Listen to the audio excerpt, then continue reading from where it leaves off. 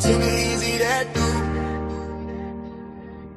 B-Eazy Dat Dude, yeah, they know the name. Stacking up the paper, but having money ain't a thing. Standing on business, burning hotter than a flame. From the block to the boardroom, you gotta stand the rain. B-Eazy Dat Dude, yeah, they know the name. Stacking up the paper, but having money ain't a thing. Standing on business, burning hotter than a flame. From the block to the boardroom, you gotta stand the rain.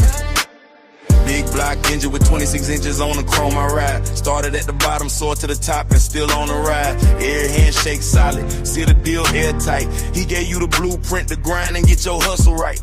Money in the vision, it was dirty but he washed it clean. Turned a dollar to a dream, now he living like a king. From the late nights grinding to the early bird moves. Ask around the city, he really that dude. He love how he talk it cause he walk it too. Every step calculated, everything come through. From the hood by the views, yeah, the rooftop views. He the bridge between the struggle and the good life views. Never fold under pressure, shine like a diamond in the sun. Every loss was a lesson, every win is hard won. Now the crowd chant his name when he steps in the room. B-Eazy Dat Dude, yeah, you know he's the truth.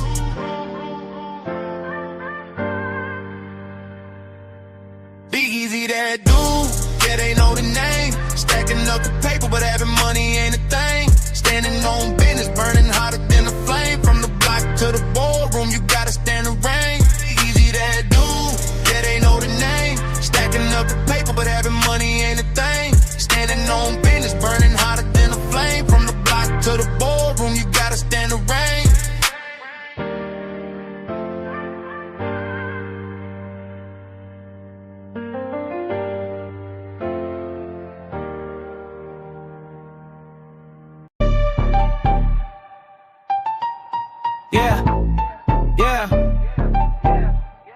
Listen up, it's B-Eazy Dat Dude, the great, he ain't fake, he one of the real guys. Spitting fire every stream, you been late to the party, now it's time to realize.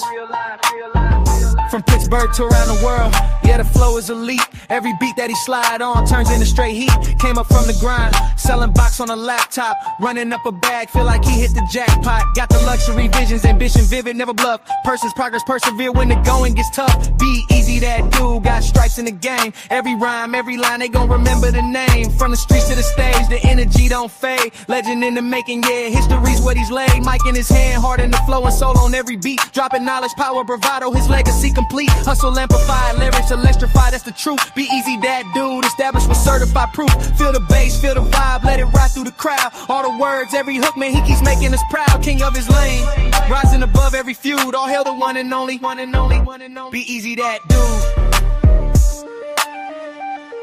Yeah.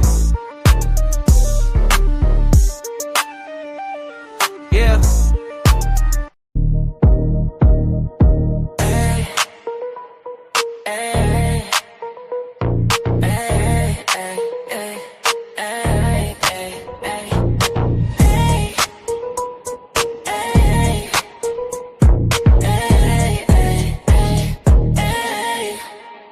He always do it big, you know who it is. B-Eazy, B-Eazy, B-Eazy Dat Dude. He on his way to the top and he ain't about to stop. You thought he would flop and didn't wanna give him props. The things you dreaming about he already did do. Now it's time to soak a game, he about to give you. Like, share, follow, and subscribe. Hit the notification bell to tune in when he goes live. Make a contribution if you feeling the content. Tap into the realness if you tired of the nonsense. I mean no disrespect, ain't trying to sound rude, but the world already knows that B-Eazy's that dude.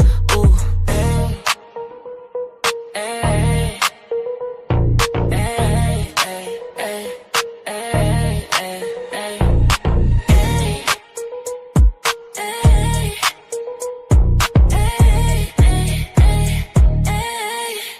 Hey yo, who is that dude? Oh girl, that's just B-Eazy. Oh boy, that's just B-Eazy. Well, who is B-Eazy? Oh, you ain't know, he been a pro, for sure, all about the dough. He been running up them racks and still trying to get some more. Don't care about the fame, just trying to gain and grow. He really one of them ones, his presence so pivotal. So hell yeah, he that dude, this is unequivocal.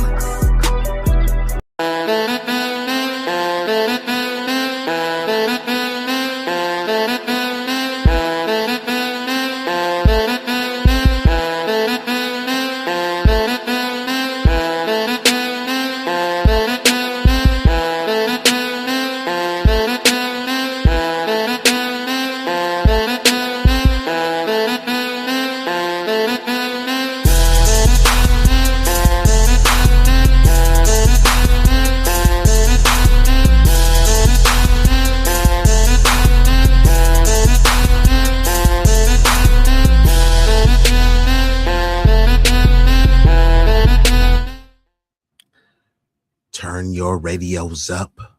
Turn your radios up. Y'all know what this is. Y'all know who this is. B-Eazy Dat Dude, an impromptu stream back with another one. This one is gonna be a banger. Controversial topics, so it will be a doozy. Now, some of these topics I was gonna get into last night. The Brody Mike TV ended up coming through, so the stream took a different turn. So I did want to touch on these topics today.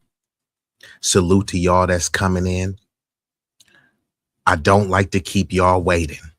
So before we get this thing started, you know, I gotta hit you. If you know the song, sing along. Yeah, you're right. 私も地元民。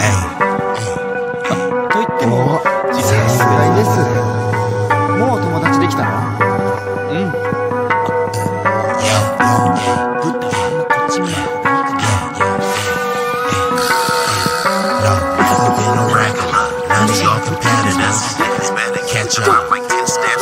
Look, this promethazine got me leaning like a cholo in the club. I'm 20 deep. I don't be riding solo. Pull some bad bitches, they vanilla and cocoa. They wanna take some photos when we kick it out in Soho. Chicks are showing tits and popping pussy for my promo. Told them like juvenile, baby, move it for me slow mo. Then I'm right back to the block, cause I keep getting moto. I be flipping, not shrinking. I don't give a fuck about no ho. This nigga name ain't D-Lo, but pimpin' these bitches and stacking this bread forever be my stilo. This is B-Eazy Dat Dude in the trap making pass smooth. If I ever go broke, then I'm about to pull a jack move. Since a nigga healthy, I don't even gotta worry. With my bitch from Fiji eating tandoori and chicken curry, that ism is really indie. My pimp game international. I design my own clothes, so I be always looking fashionable. Here's a couple facts about me that y'all didn't know. Some of y'all be getting bread, but I be getting bigger, dawg. I got bigger guns and a whole lot of bad. And we are activated. And of course, I got to give a shout out to the illustrious guests, and we going to get right into this thing. We've been joined by none other than Chakra King. Also, Tay-Bay. Also, Dr. Soapy. Also, the big block boat rider, Mr. 350 himself, in the building. Let's get right into it. This person slid through here. Ryan looks like a suspected troll page. What is this? What is this profile pic? Who is this? Let's get right into it, though. So in case y'all didn't know, Kamala Harris, a.k.a. Kamami, a.k.a. Mrs. Skiwee, a.k.a. the Punjabi Tether, right? She's considering running for president again. Now, some people thought that she had some sister girl magic and she was going to conjure up a victory and that they were going to be able to bury us with the Democratic agenda, which is the open border. Just let's go ahead and just replace and displace these niggas so we don't have to even listen to their demands. They'll continuously make demands, but we'll politically neuter them, right? That's what the Democratic strategy was and is. All they're trying to do is pivot, pander a little bit. They're pushing the hey, big head politics. That's what the Democrats are doing right now, ultimately to say, hey, we don't really like you niggas. Our new base is going to be Latino immigrants and trans people, right? And people of the LGBTQIA plus community. That's what the Democrat agenda is. They just want to use Black, specifically foundational Black Americans, to put the final nails in the political coffin. So we're going to react to this video.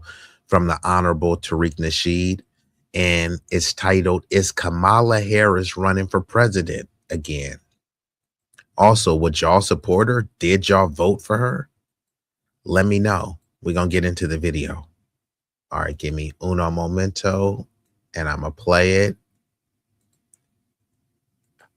All right, look, a lot of stuff we got to talk about, ladies and gentlemen. Are y'all retweeting? Did y'all retweet? Let's get these numbers up, ladies and gentlemen. Let's get these numbers up. We got a lot of people in the room, over 300 in the first 20 seconds. That's a great sign. That is a great sign. Respect to that. You know what I want to talk about? Y'all, girl Kamala. Your girl Kamala is hinting about running for office again. She's going around hinting, throwing hints that she's going to run again. She was sitting up there with Sharpton talking about running. So this is going to be very interesting. Do y'all think it's a good idea for Kamala to run? I don't think it's a good idea, but the Democrats, what other choice do they have? I don't think it's a good idea for a few reasons. She's already showed her ceiling. Her ceiling is low. She had a shot at the top ticket back in 2020. She didn't really make it to the first primary. She dropped out before a single vote was cast. So that wasn't an accident. That's just the public speaking, you know? You couldn't really build organic support then. What do you think happened now? And just to be clear, fair use, fair use. I will have to pause the video, fast forward it, rewind it, give my commentary so I don't get a copyright strike and I make the video transformative. If you want to watch it uninterrupted, just go to Tariq Radio's page. And this is the point that many people have been making. She had her time to shine, right?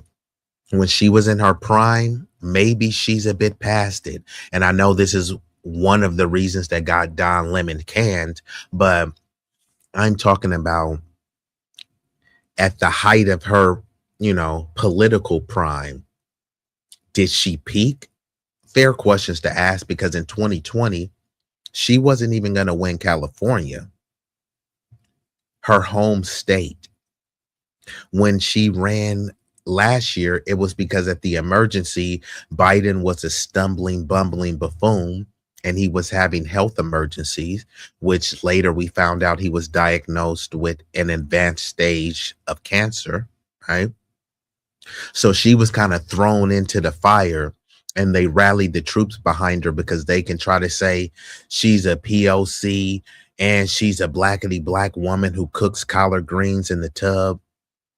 And she's part of an Asian group too. So she checked off a lot of boxes. They were trying to say that she was progressive. They were saying that she was tough on crime, but at the same time, she was compassionate about the border.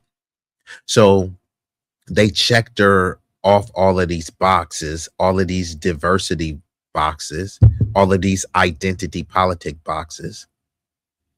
And that's why she was propped up. Not because they wanted to, it's just said, hey, you know what? We'll make do with what we have. All of the other options are abysmal. They want to frame them as if they're good. Amy Klobuchar. Is she a good option? Pete Buttigieg, who they really want, is he a good option? He's failed on multiple levels, but he's the ultimate DEI hire. But because he grew up with a silver spoon and has a prestigious academic background, we're supposed to pretend as if Pete Buttigieg has ever done anything useful or meaningful to you. Gavin Newsom, right? They're drowning this guy named Eric Swalwell, who's been accused of 4 separate women of being a RAPEist. J.B. Pritzker, right? The Democrats are pushing billionaires are bad, right? Except if you're J.B. Pritzker, right? Gretchen Whitmer. Some of you people don't even know who these names are. And others know, like, hey, I don't agree with any of those names. I wouldn't vote for them. But these are who the Democrats are trying to manufacture consent and say, hey, These are your leaders. Tough luck, Buttercup. These are the options you got. You got to choose out of the options we give you, right? Wes Moore, right? Who is a Caribbean tether, right? These are all of the names. All of these are going to be part of the feckless, do nothing Democrats. Now, they will do something, but it will be for dreamers, non citizens, and trans people. Let's get back into it. So she was installed in the White House. Understand that. That's not the same as being supported. Kamala Harris didn't really rise because people rallied behind her. She was selected. That's the difference. And when your power comes from political placement instead of grassroots momentum, it shows. So there's a lack of authenticity there. Even when she was vice president, that didn't really raise a lot of confidence in people. It raised questions. You know, usually the VIP position, that's where you build your presidential resume. But for Kamala, it was the opposite. She made these awkward ass public appearances, unclear policy leadership. People still, you don't know what the hell that woman stands for now. That woman has been running around for years. You can't tell nobody what that woman stands for. She just be running around babbling. She is the epitome of babbling incoherently and cackling incoherently. Like every time you see Kamala or Kamami, she's always giggling and she's talking about joy. I get it. I love to laugh. I love comedy movies. They don't make them like they used to. They definitely don't make stand-up comedians like they used to. So I get it. But Kamala, what do you know her for saying that is profound? What do you know her for besides babbling incoherently and cackling incessantly? Don't worry, I'll wait. And then putting on some fake Southern accent. You better thank a union member when she gets around Black people. Then she gets around Latinos. Oh, my míos, my tíos. Buenos dias, my amigos, my hermano. Like, come on. Cut it out, Kamami. Cut it out. Babbling, cackling, giggling. You don't know what she stands for. And the truth be told, man, Kamala Harris, she struggles to connect with voters in a real way. And every time she tries to relate, it's all forced and rehearsed. I listened to Tupac in college. You better thank a union member. You better thank a union member. Oh, God, sit your ass down. And that's what the Democrats say. In order to get the Black vote, Hillary Clinton is running around with hot sauce in her bag. Kamami is over here talking about she listened to Tupac in college and smoked weed, but then she helped lock a bunch of people up for smoking weed. So it's, yeah. And one thing I don't know is like, what's up with all of these suits? Like she's always wearing these suits. I'm just wondering. I don't know. Like I've never seen her in anything other than these suits. I don't know if this is her shtick or something. Just an observation. Sit your ass down. How's that gonna work? The weird accents, the fake ass code switching. So Gary says, may God help us. Who is the us you're referring to? Because I notice when people start saying things like, God help us all, they're really not talking about all. Because when you say all, it literally means all. So that would be helping the criminals. That would be helping the homeless, helping the righteous, helping the evil too. So we have to be careful and clear with the words. So when you say, may God help us, who is the us you're referring to? Human beings in general, Americans specifically, Christians specifically? Because when people use God and religion in general, typically they're very segregated and divisive in their thinking, right? Because the people say, may God help us. And then you try to go to their church and you're like, why is this church so segregated, right? It's not a lot of diversity in the church. But I thought all of us were created in the image of God, right? So Gary, maybe you're a troll and you just want to leave this comment and bounce. Who is the us that you're referring to? But yeah, salute Dr. Soapy. I understand, man. You popped through, so go ahead and support the other streamers, and thanks for sliding through. Let's get back into it. And people see it as just inauthentic. Clear policy leadership. People still, you don't know what the hell that woman stands for now. That woman has been running around for years. You can't tell nobody what that woman stands for. She just be running around babbling, cackling, giggling. You don't know what she stands for. And the truth be told, man, Kamala Harris, she struggles to connect with voters in a real way. Every time she tries to relate, it's all forced and rehearsed. I listened to Tupac in college. You better thank a union member. You better thank a union member. Oh, God, sit your ass down. Sit your ass down. How's that gonna work? The weird accents, the fake ass code switching. People see it, it's just inauthentic. She comes off like she's reading from a damn script. It's just really inauthentic. And truth be told, Kamala, she doesn't have a clear core base. Like Trump, we know his base. Even Biden, we know his base. Who's Kamala Harris's real base? Nobody can really answer that. She hasn't really locked in with black voters like that. Progressives, they don't really trust her. Moderates don't see her as strong leadership. So she doesn't really have a solid foundation. And you can't really build a winning campaign without a solid foundation. And that's the thing. So since Kamami doesn't have a core solid base, guess who she's going to pander to? The blacks, right? She's going to lean into the HBCU. I went to a HBCU. She's going to lean into that she can do some sort of jig, some electric slide, or she can do the Dougie. So, hey, that means I'm one of y'all. So vote for me. Help galvanize the entire country to vote for me. Now, I ain't going to do shit for you niggas except cosplay as a black American and say, hey, look, this is your representation. This is your reparations. Your reparations is to get Kamala elected, right? Some are saying that Obama, the Kenyan biracial man who got elected, they're saying that that was your reparations, right? So this is all Kamala is.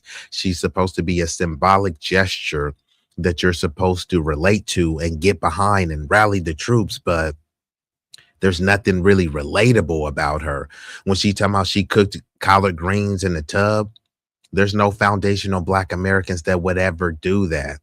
All this stuff that she was saying, she put bacon in her greens. And I'm not saying there's just one universal way to make greens, but I'm just saying, come on now. It's like going to a true Sicilian talking about, hey, we're going to cook a family pizza, but we're going to use the store-bought Boule dough. They going to look at you like, huh? I know some Italian folks where they won't eat pasta if it came out of a bag, right? It's like only fresh. So certain cultures, they know like, hey, that's not authentical to our culture. Don't try to pass it off as something we do, right? I know many of my Mexican folks, they like, if you making enchiladas, you got to use a corn tortilla. Yeah, you can use flour, but we're talking about what's authentico, right? So all of this stuff that she was trying to pretend as if she was foundational black American, people was like, nah, that ain't really part of our culture. Now, she doesn't need to be demeaned and denigrated for that. However, if you are misrepresenting the entire lineage, we have a civic duty to call it out. No other group would just let people misrepresent them, cosplay, and then just let it go unchecked. So Yeah, it's a lot of stuff that she was saying that just really didn't add up. Now, it's not a big deal. I'm not saying when somebody went to vote, they were thinking about what she said about the greens. Well, what I'm saying is if something about greens is so trivial, right, that you would misrepresent, lie, exaggerate, overstate, what else will she lie about? What else will she exaggerate or pander towards, you know? But let's get back into it. Like nobody even asked, nobody really cared about the story until she volunteered extra information. So she put it out there for scrutiny. Ethnically, she's all over the place. She ain't got no base. Who's Kamala Harris's real base? Nobody can really answer that. She hasn't really locked in with black voters. And salute to the illustrious guest who came through. Last call, Mr. Midnight Soul himself. And we got sunlight from the Sunshine State, shining brighter than a diamond. The Florida fam in the building. Salute y'all for coming through. Like that. Progressives, they don't really trust her. Moderates don't see her as strong leadership. So she doesn't really have a solid foundation. And you can't really build a winning campaign without a solid foundation. Ethnically, she's all over the place. She ain't got no East Indian support. They ain't supporting her. The Punjabi politician, and she ain't got the Punjabi. It's funny because Kamami, she was leaning into her Punjabi roots, and there's nothing wrong with it. There's some amazing Indian people that have a rich culture, right? But the thing is, Kamami was running around talking about how Asian she is, yet when she's trying to pander, she's not, well, she doesn't really pander towards Asians. She just helps pass legislation for them. She panders towards us and then say, we can't help you niggas because we got to help non-citizens. But where are the Punjabis crashing out for Kamala? Vivek Ramaswamy and Nikki Haley should be her main supporters. Instead, she's looking for people like us to crash out for her. Where is Dinesh D'Souza and the likes of those dweebs to be crashing out for Kamala Harris?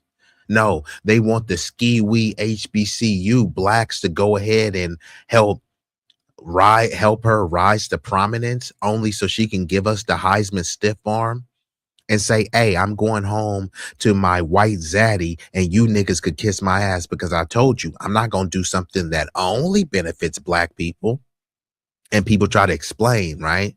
Oh, no. What she meant was they do legislation that only benefits immigrants. They pass legislation that only benefits Jewish people. They pass legislation that only benefits LGBT people. But when it comes to foundational black Americans, no, we can't do it. That's divisive.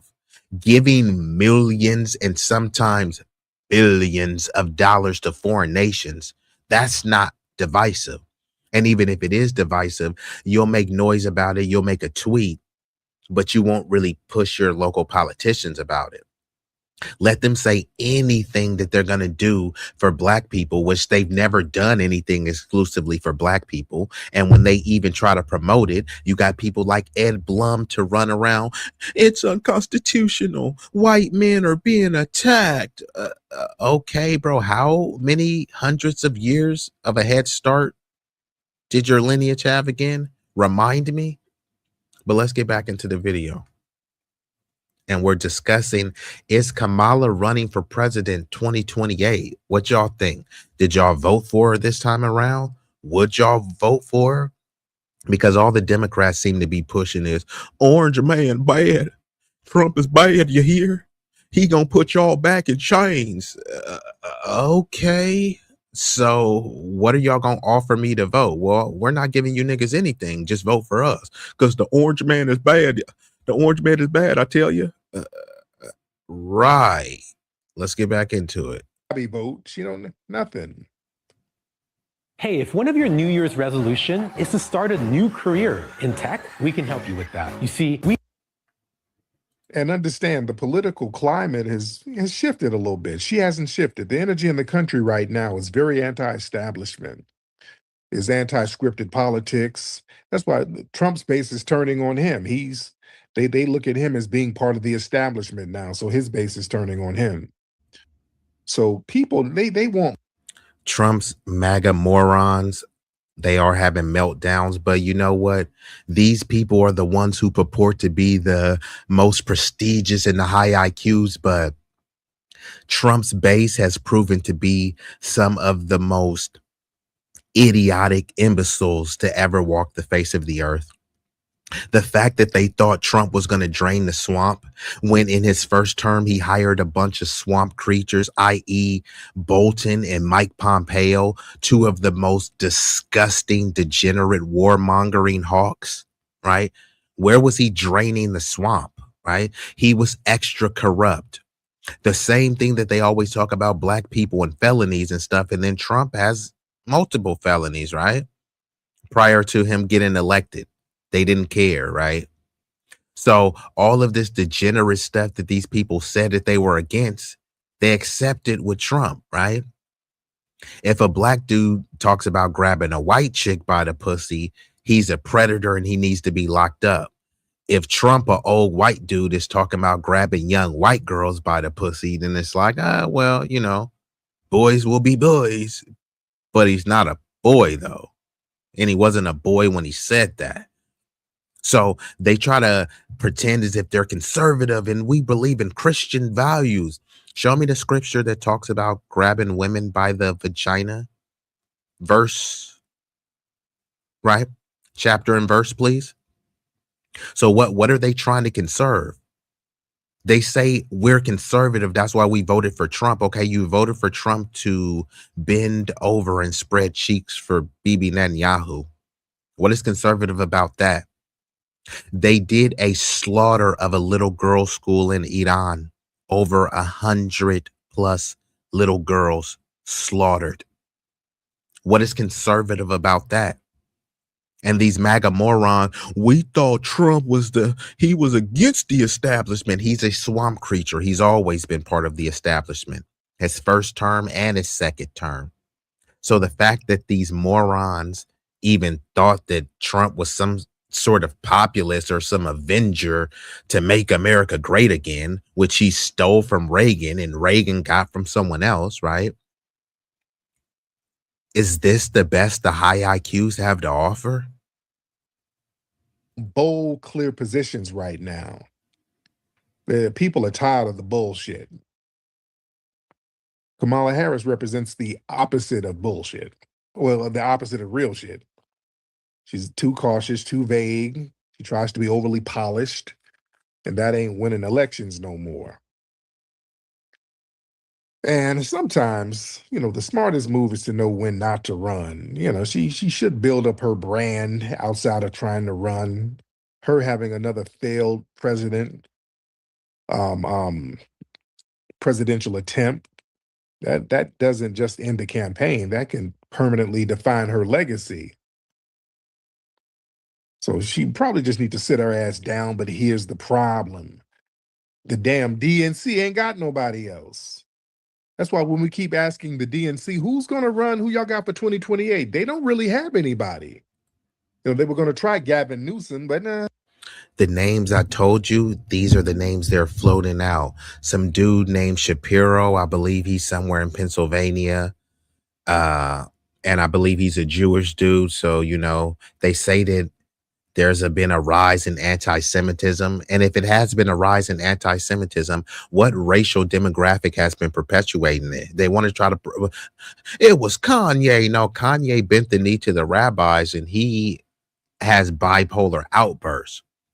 So when they were marching in the street with tiki torches saying, Jews will not replace us, Jews will not replace us. What racial demographic was that? Nick Fuentes, right? Nick the Prick, right? The one who they call a vile anti-Semite. What racial demographic is he from? So the Shapiro dude, they would love for him to run and try to push some identity politics like, hey, he's Jewish, so he knows the struggle of minorities and marginalized groups, so vote for him based on that. But then there's going to be a lot of like heritage and MAGA bigots. There's like, no, it's the Jews. We're not voting for them.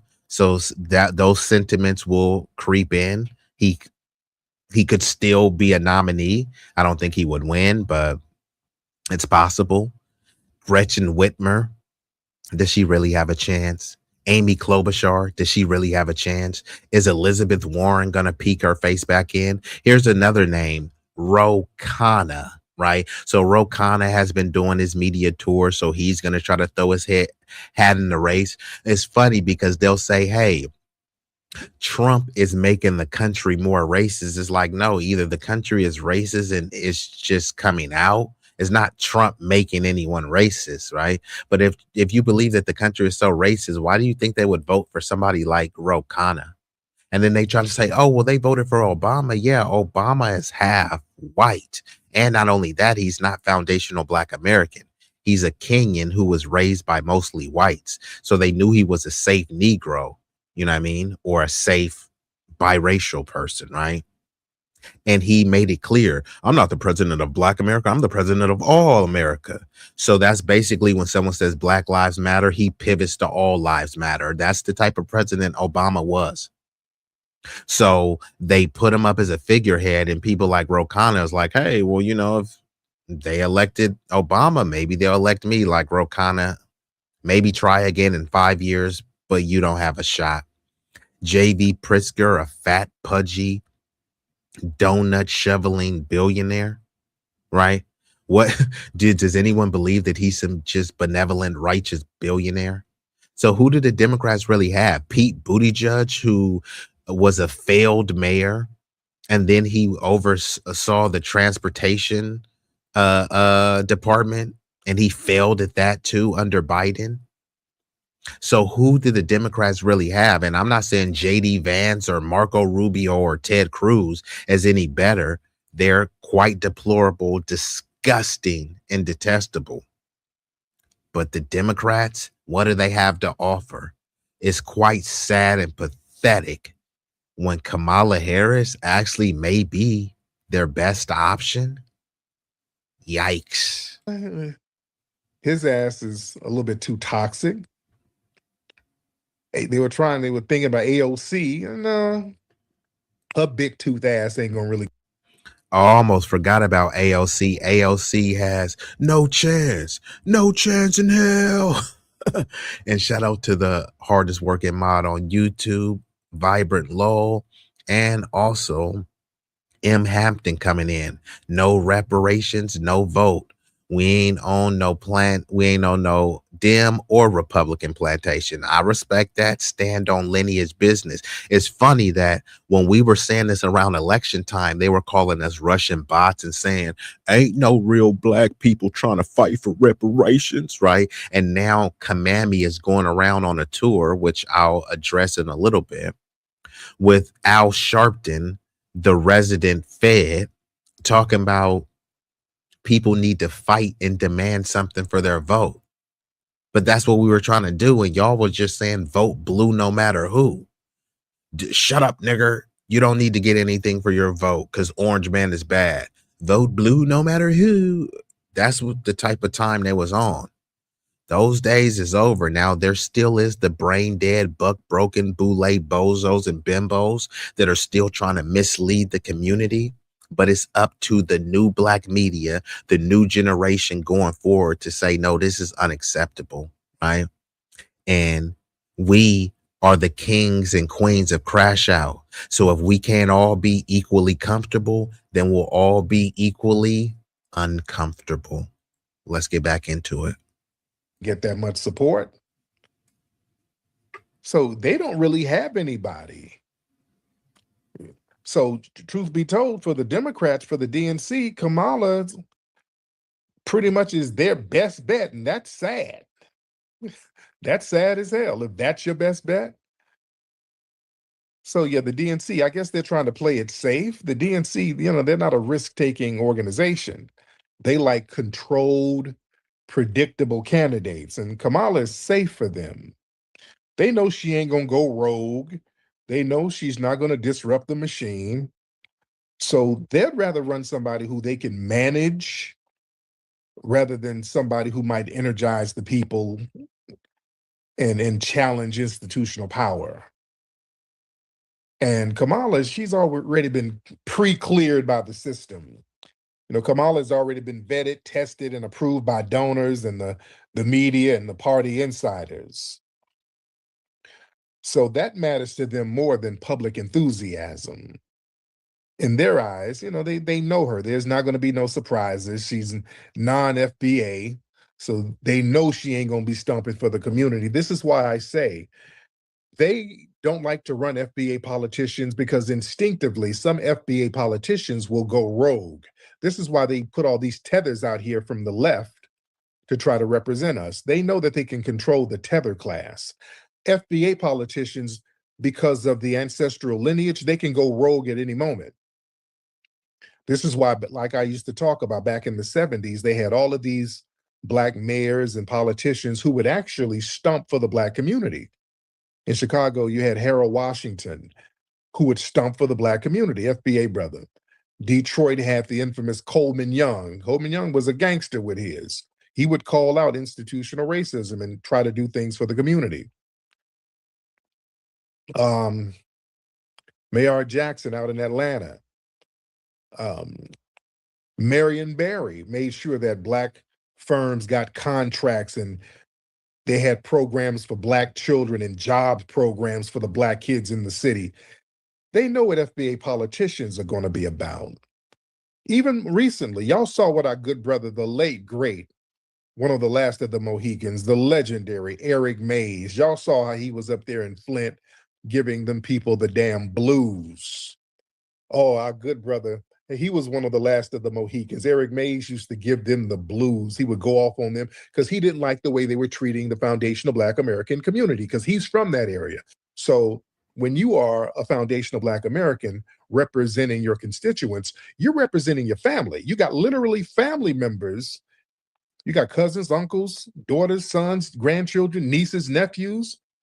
So instinctively, you want to speak up for what's going to be best for them.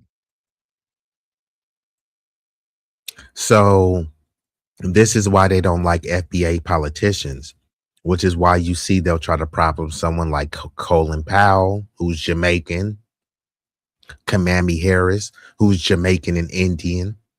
They're making a big deal about Wes Moore, who's a Caribbean governor.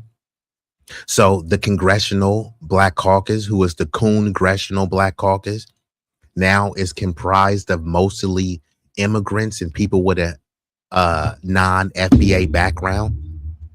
So the reason why they do this is they try to convince us we all Black, you're all just one generic African, right? So you're the same as someone who immigrated here from Senegal in their 30s, right? Because you allegedly came from Africa and they actually did come from Africa, they can suddenly speak for you. And all of these people, if they have an immigrant background, they're immigrant first, their tribe and their nation first.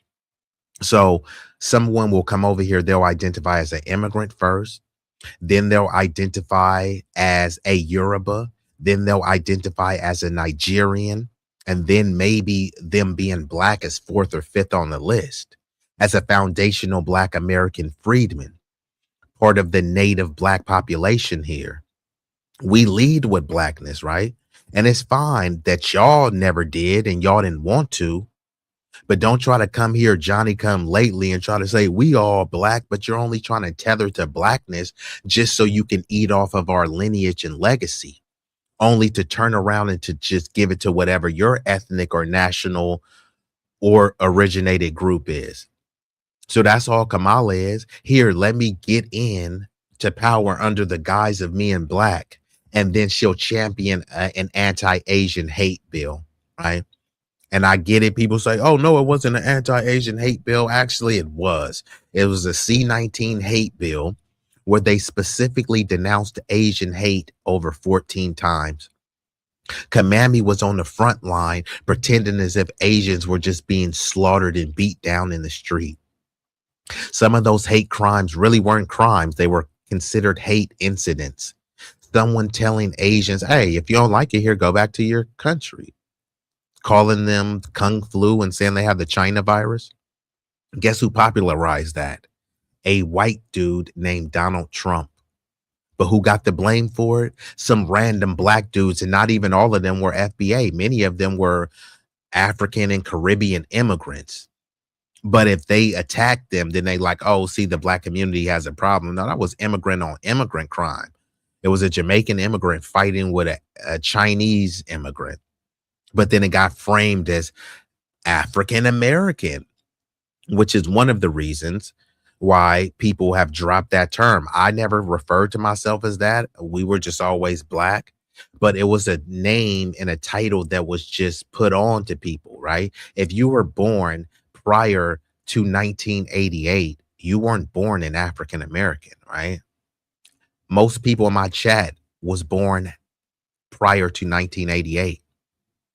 So let's get back into it. I'm gonna play a little bit more and then I'm gonna transition. I salute all the people. Y'all could have been anywhere in the world.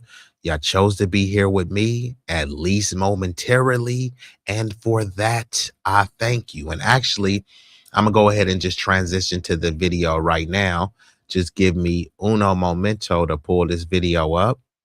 And while y'all waiting, it won't cost you a fee. The likes are free. Now I'm gonna pull this video up. Give me 30 seconds. B-Eazy Dat Dude, boy, stop playing. You know you dat dude and been dat dude. Back in the day, he was that dude. Fast forward to today, he's still that dude.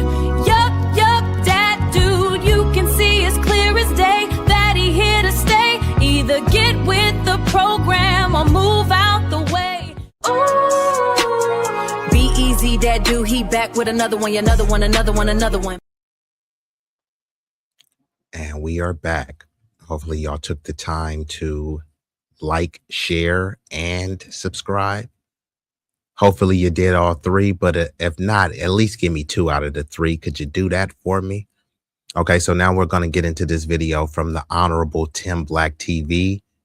And when Kamala was talking about her potential for running for president, she did it at this conference for the head Fed in charge, one of the resident Boule lords, Al Sharpton, the Fed, a rambunctious raccoon. So this video is titled Sharpton Defends Democrats Over Voters at His Own Convention. Over black voters, right? I'm B1, which means black first. It doesn't mean black only. It doesn't mean subjugate, oppress, denigrate, disrespect, disenfranchise others. But if other people are saying that, hey, this community is at the bottom, it's failing, and okay, I need to focus on that group first and primarily. That's really all it means. People like Sharpton and these other step and fetches, Sambos and Tethers, there was called D1, and I don't mean Division 1. I mean Democrat first. They bleed blue.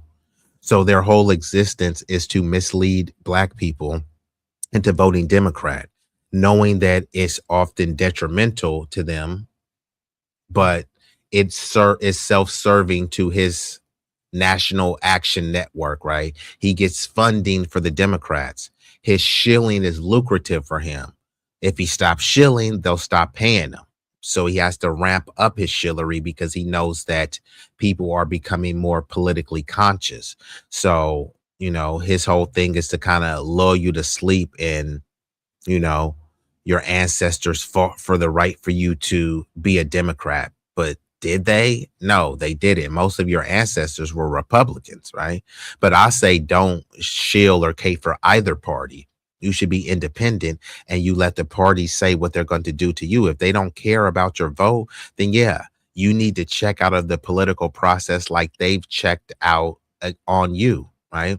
If you're not getting anything for your vote, then wish and hope that the POCs that you've been caping for, that they'll vote the right way. But guess what? They're going to vote for their interests, because groups don't have allies. They have interests, and your interests often don't align with theirs. So if your interests don't align with theirs, then why are you trying to pretend as if you're building some coalition with them? You're building a coalition for them to replace and displace you at your expense. And they're not going to look back and say, hey, those blacks really fought for us, they're going to look back and say those blacks are really stupid because we wouldn't have fought for them like they fought for us. You can pretend and think that it's exaggerated, but all I have to do is ask a few questions. Who is the Asian version of Martin Luther King, Fred Hampton, Malcolm X? Who is the white version of Fred Hampton? Who is the Mexican or Hispanic version? You should be able to just throw the names out easily, right? Who is the white Fannie Lou Hamer? Who is the Asian Fannie Lou Hamer, right? I asked a person, what were Mexicans fighting for? And he told me, oh, well, Mexicans, they were fighting for Chicano rights. I'm not Chicano. Are you Chicano? Foundational Black Americans were fighting for civil rights, which means rights for everyone, which means universal policy, which means all lives matter. That's what they were fighting for. Chicanos were fighting for Chicano rights and still benefiting from civil rights. Yeah, we'll dip in onto the civil rights, but hey, we're Chicanos. We're not like them. So we have to fight for our specific ethnic group. And I'm not saying there's anything wrong with that. But why are you pretending as if any of these groups were ever fighting for us? They use us as a political doormat and say, hey, we're your friends, right? We really love you guys. But they step in dog poo. They have their own doormat. Oh, no, go wipe it over on the black doormat, right? We can just dump our trash filth over there, and we can keep our hands clean, keep our doormat clean, let the blacks deal with it. And then they'll talk about it's so sad what they're going through, right? But you're complicit in the abuse. You're complicit in the oppression because it's self-serving for these groups, right? They don't want a competent Black labor force, legal class, or industrial class competing with them. So they'd rather aid in the disenfranchisement and say, hey, they're just like that, right? It's culture. I'll say, fine, right? You want to point to these instances, some fight videos, and say that this is our culture. But then when I point to these illicit massage parlors, how is that not your culture? All of these human trafficking and forced labor, sweatshops. I mean, is that a positive for your culture? They have street shit slinging festivals in parts of India. I mean, that's part of your culture, right? Mexican cartels where they're chopping people's heads and fingers off. Whose culture is that? You've never heard of a Black American necktie. You have heard of a Colombian necktie where someone slits the throat and pulls a tongue through. Whose culture is that? Let's get into it, though. Speak for the Democratic Party. This clip will tell you everything you need to know. Check it out. Tell us your name and briefly, what's on your mind? Let me hold it. Hey, yo, as I look around this room, if you're 35 years old or younger, raise your hand. 4 people. So here's the thing. Y'all in trouble. Yesterday you had Al Green up here talking about. And salute to the chat. It looks like Big Rig is still in here, so I appreciate y'all. I know these ain't the sexy topics. I know people want to hear. You want to see some chicks come up here, some OnlyFans models, and I call them a bunch of bitches and say that, you're destined to be a baby mama. Or I'll talk about black on black crime and say the black community ain't shit. You're low IQ, savage, thuggish, sub-Saharan monkeys. I know I will probably have 10,000 subs, probably like 400 live viewers, but this ain't that type of party. This will have some replay value and you will become enlightened. You may not be entertained because, it's not the rah-rah, debaucherous, degenerate stuff, but hey, you will be enlightened, right? So take solace with that. So this user says, when Indians finally realized that it's only one bird and it was never designed to do what they purported it, as long as we do this, they always win. Now, I'm not sure what you're referring to exactly, but hey, thanks for your viewership.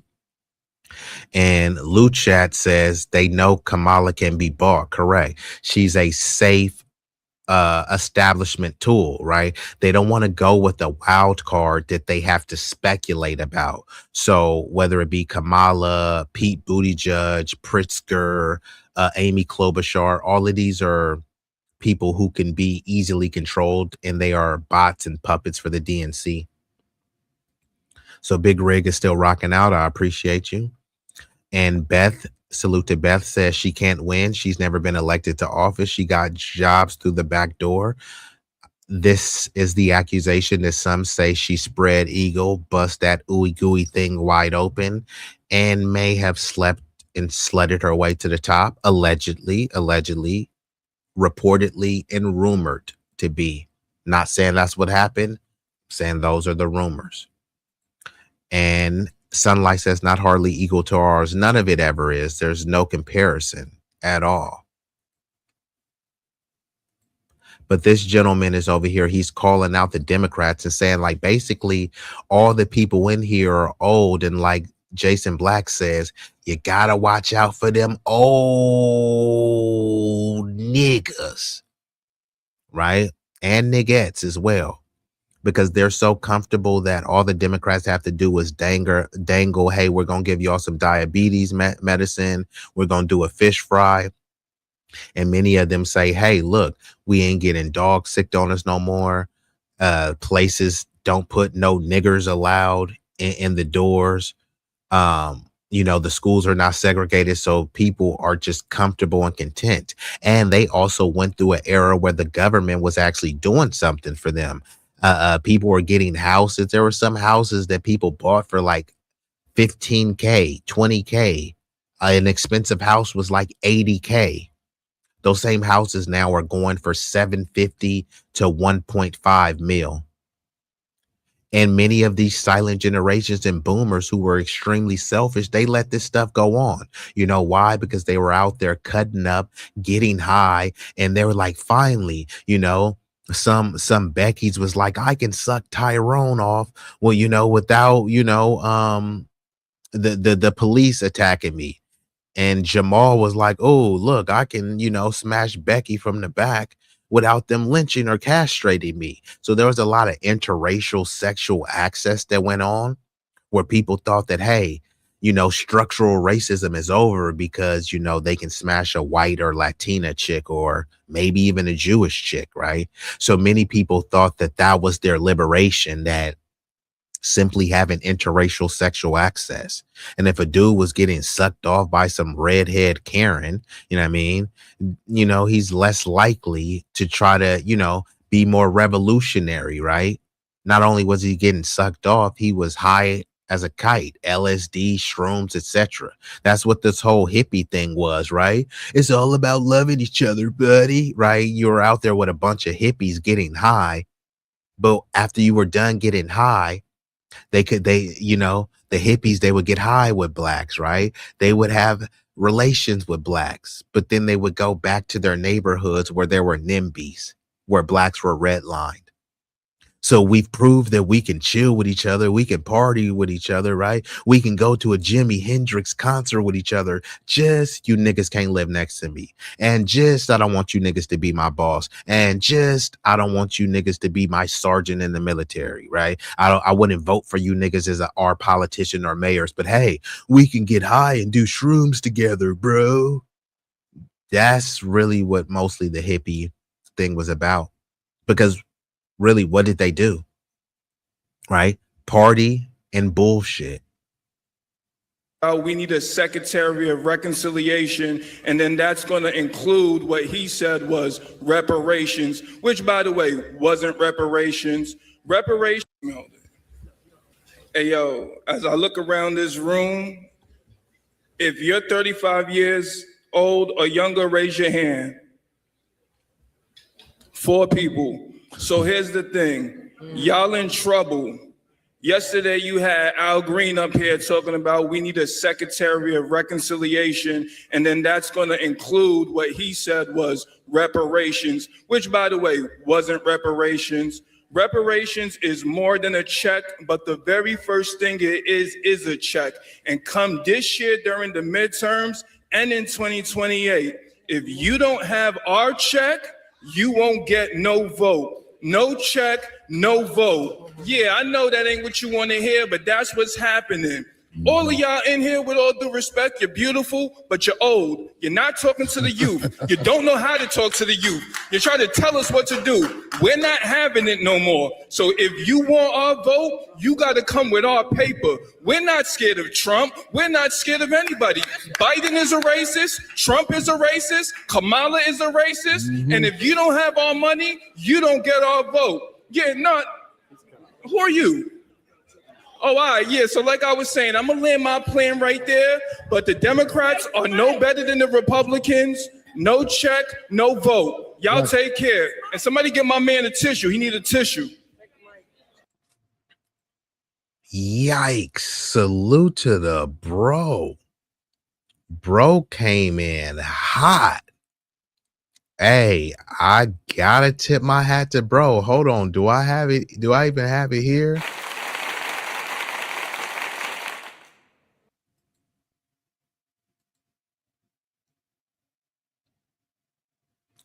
That was impressive, and I gotta hit him. Bro dropped a bomb. The thing is, where is the lie?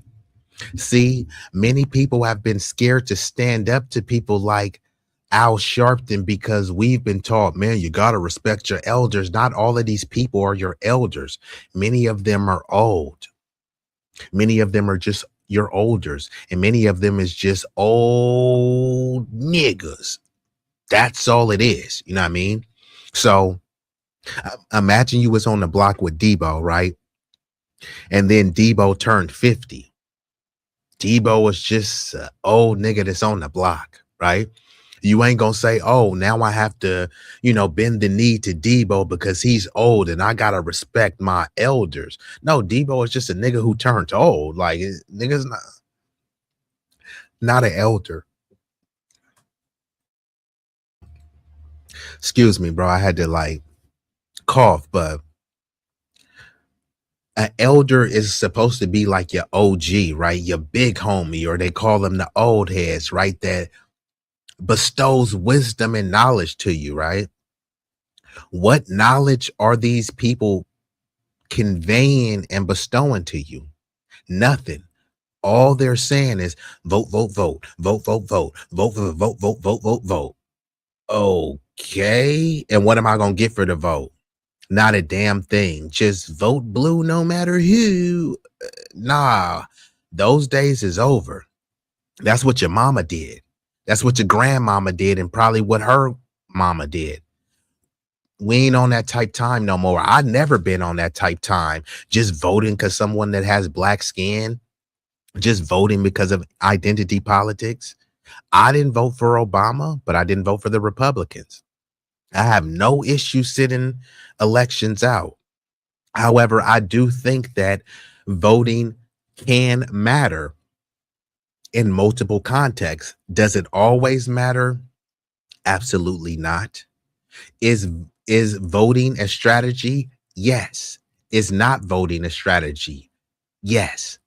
And sometimes you have to withhold your vote to make a point and to gain more leverage for your vote, especially when you're dealing with a climate where your political power is being stripped away and diminished. That makes every election cycle much more critical. So you can't just give your vote away because the orange man bad. Okay, the orange man is bad, but so are the Democrats. If the orange man is bad and the Democrats are worse, and you're telling me to vote for the lesser of two evils, the lesser of two evils would be Trump. But I'm not voting for Trump, or I'm not voting for the Democrats, because why is evil an option? It doesn't have to be, but you've been taught and forced that no, you have to vote for the lesser of two evils. No, you don't. There's other options. No matter how much they try to, brand in your brain that no, there's only two. No, you can vote third party, Green Party, Libertarian. Now you can say that, hey, they may not win, but you do have other options. You can write in other candidates. hey, it may not be a serious thing, but as your constitutional right, you could do that. So don't pretend and say that you have to vote out those two options. And they try to say, oh, if you voted for third party libertarian, a vote for third party is a vote for Trump. No, it's not. A vote for Trump is a vote for Trump. If I give you an option of having a hot dog, a hamburger, and a slice of pizza, and you choose the slice of pizza, it would be idiotic to say by you choosing the slice of pizza, you actually chose the hamburger. No, I chose a slice of pizza. So if someone votes third party, that's not a vote for Trump. That's a vote for whatever third party candidate is.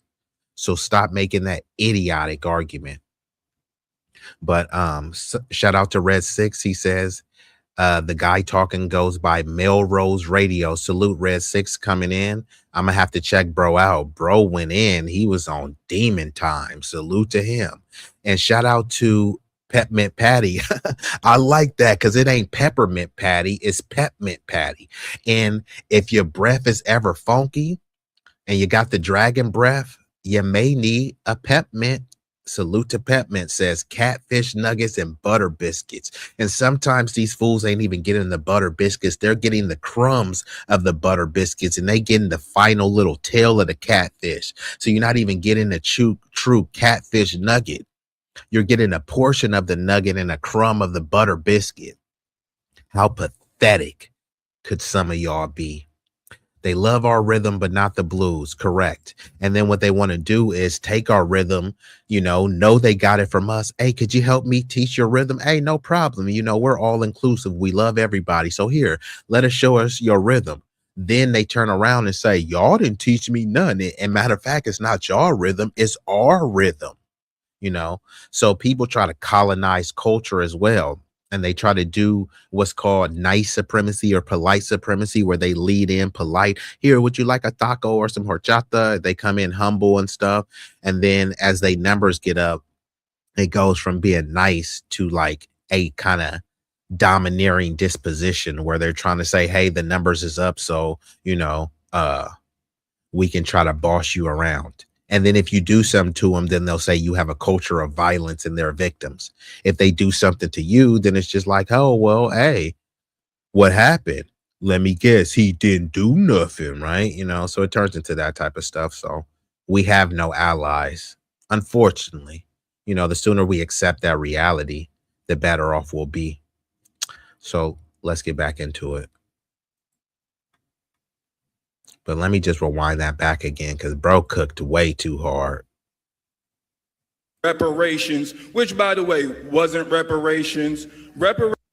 Yesterday, you had Al Green up here talking about we need a Secretary of Reconciliation, and then that's going to include what he said was reparations, which, by the way, wasn't reparations. Reparations is more than a check, but the very first thing it is a check. And come this year during the midterms and in 2028, if you don't have our check, you won't get no vote. No check, no vote. Yeah, I know that ain't what you want to hear, but that's what's happening. All of y'all in here, with all due respect, you're beautiful, but you're old. You're not talking to the youth. You don't know how to talk to the youth. You're trying to tell us what to do. We're not having it no more. So if you want our vote, you got to come with our paper. We're not scared of Trump. We're not scared of anybody.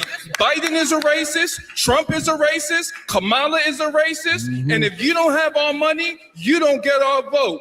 Yeah, who are you? Oh, all right, yeah, so like I was saying, I'm going to land my plane right there, but the Democrats are no better than the Republicans. No check, no vote. Y'all take care. And somebody get my man a tissue. He need a tissue. Yeah, man, I love. Mic drop. Yeah, get oh boy a Kleenex as well. But one of the most powerful things that he said is Trump is racist. I concur. Biden is racist. I concur. Kamala Harris racist. I concur. The Democrats are on the same team as the Republican.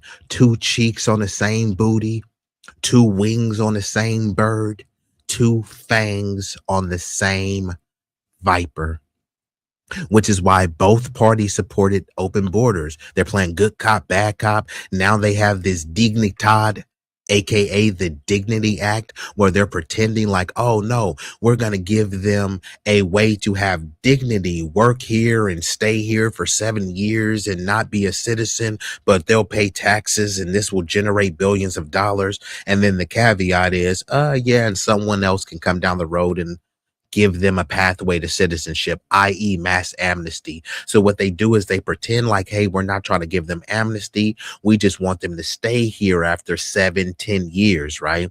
And 7-10 years, how many babies do you think are going to be produced in that amount of time? And then they're going to say, hey, you don't want to separate families. So all of these things are to pull on your heartstrings to mitigate the deportations. And then once people have been here 7-10 years, it's easier to make the case. Hey, look, they've been here and they didn't cause too much trouble. And look, who's going to pick the fruit? But it's like most of them aren't picking fruit. And the so-called they're doing the jobs that no one wants to do is just a flat out lie. Many of the jobs, if I list them off, people will be like, I do that. Would you work at fast food where you get free food and all you got to do is just stand in the back and flip some burgers? No one will do that. No one will work construction. No one will do landscaping. No one will drive trucks, right? So we have to just quit pretending with all of these lies, right? Both parties support this. Both parties support the political erasure and displacement of foundational Black Americans, right? What are the Dems doing to stop it? Nothing. They talk more about non-citizens and trans bathrooms. They'll say that the Black people are the backbone of the party, but they're only saying that because we're the culture and the pulse that helps unify and galvanize the country, polarized to be good or bad. And they use that energy to just help push an agenda for someone else, right? Which is why they keep talking about ICE and, this is like, the SAVE Act is like a new Jim Crow, right? All of this other stuff. They're like slave catchers, framing these immigrants who came here voluntarily as slaves. How are they slave catchers when they said, here, we'll offer you some money to go back? Some people got as much as 5,000.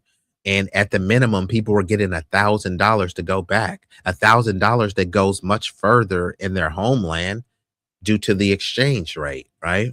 That's not pulling yourself up by your bootstrap. You came in here illegally, but in order for us to have you come in the right way, we're going to send you back. We're going to give you some pocket change, and then you're still eligible to come in the right way. That doesn't sound like slavery. Who is being whipped? Who is being lynched? Who is being castrated? Who is being branded as a chattel property, right? So it's disgusting and disrespectful to try to keep comparing ICE to the Nazis and Gestapo. And even if you do compare ICE and say that they're the Gestapo, okay, who helped influence and train the Gestapo? That would be Americans. There was an American Nazi party, and many Americans were, kind of idolizing and adoring Adolf. Is well documented. Look it up. This, fam. I'm gonna be honest, man, straight up. I love it because the brother's speaking with fire and intensity, and he's speaking for the people. And that's my thing, man. When you have an opportunity like this, you take advantage of it, you express yourself. That's what the microphone is for. If you don't want people to express themselves and be honest about where they're coming from, about what the people want, then why you have microphones? Only to give to us. And Petman says that needs to happen more, us pulling up to these meetings. And that's the thing. People just got to, less babbling, more building. You know what I mean? Less talk, be about that action. You feel me? I always tell people, right? Each can teach 10. If you pull up anywhere with 10 people who are formidable, I mean, you have a elite faction, right? Of course, you want everyone that's on the same page and people who are willing to make each other better, right? So imagine Leonidas, right?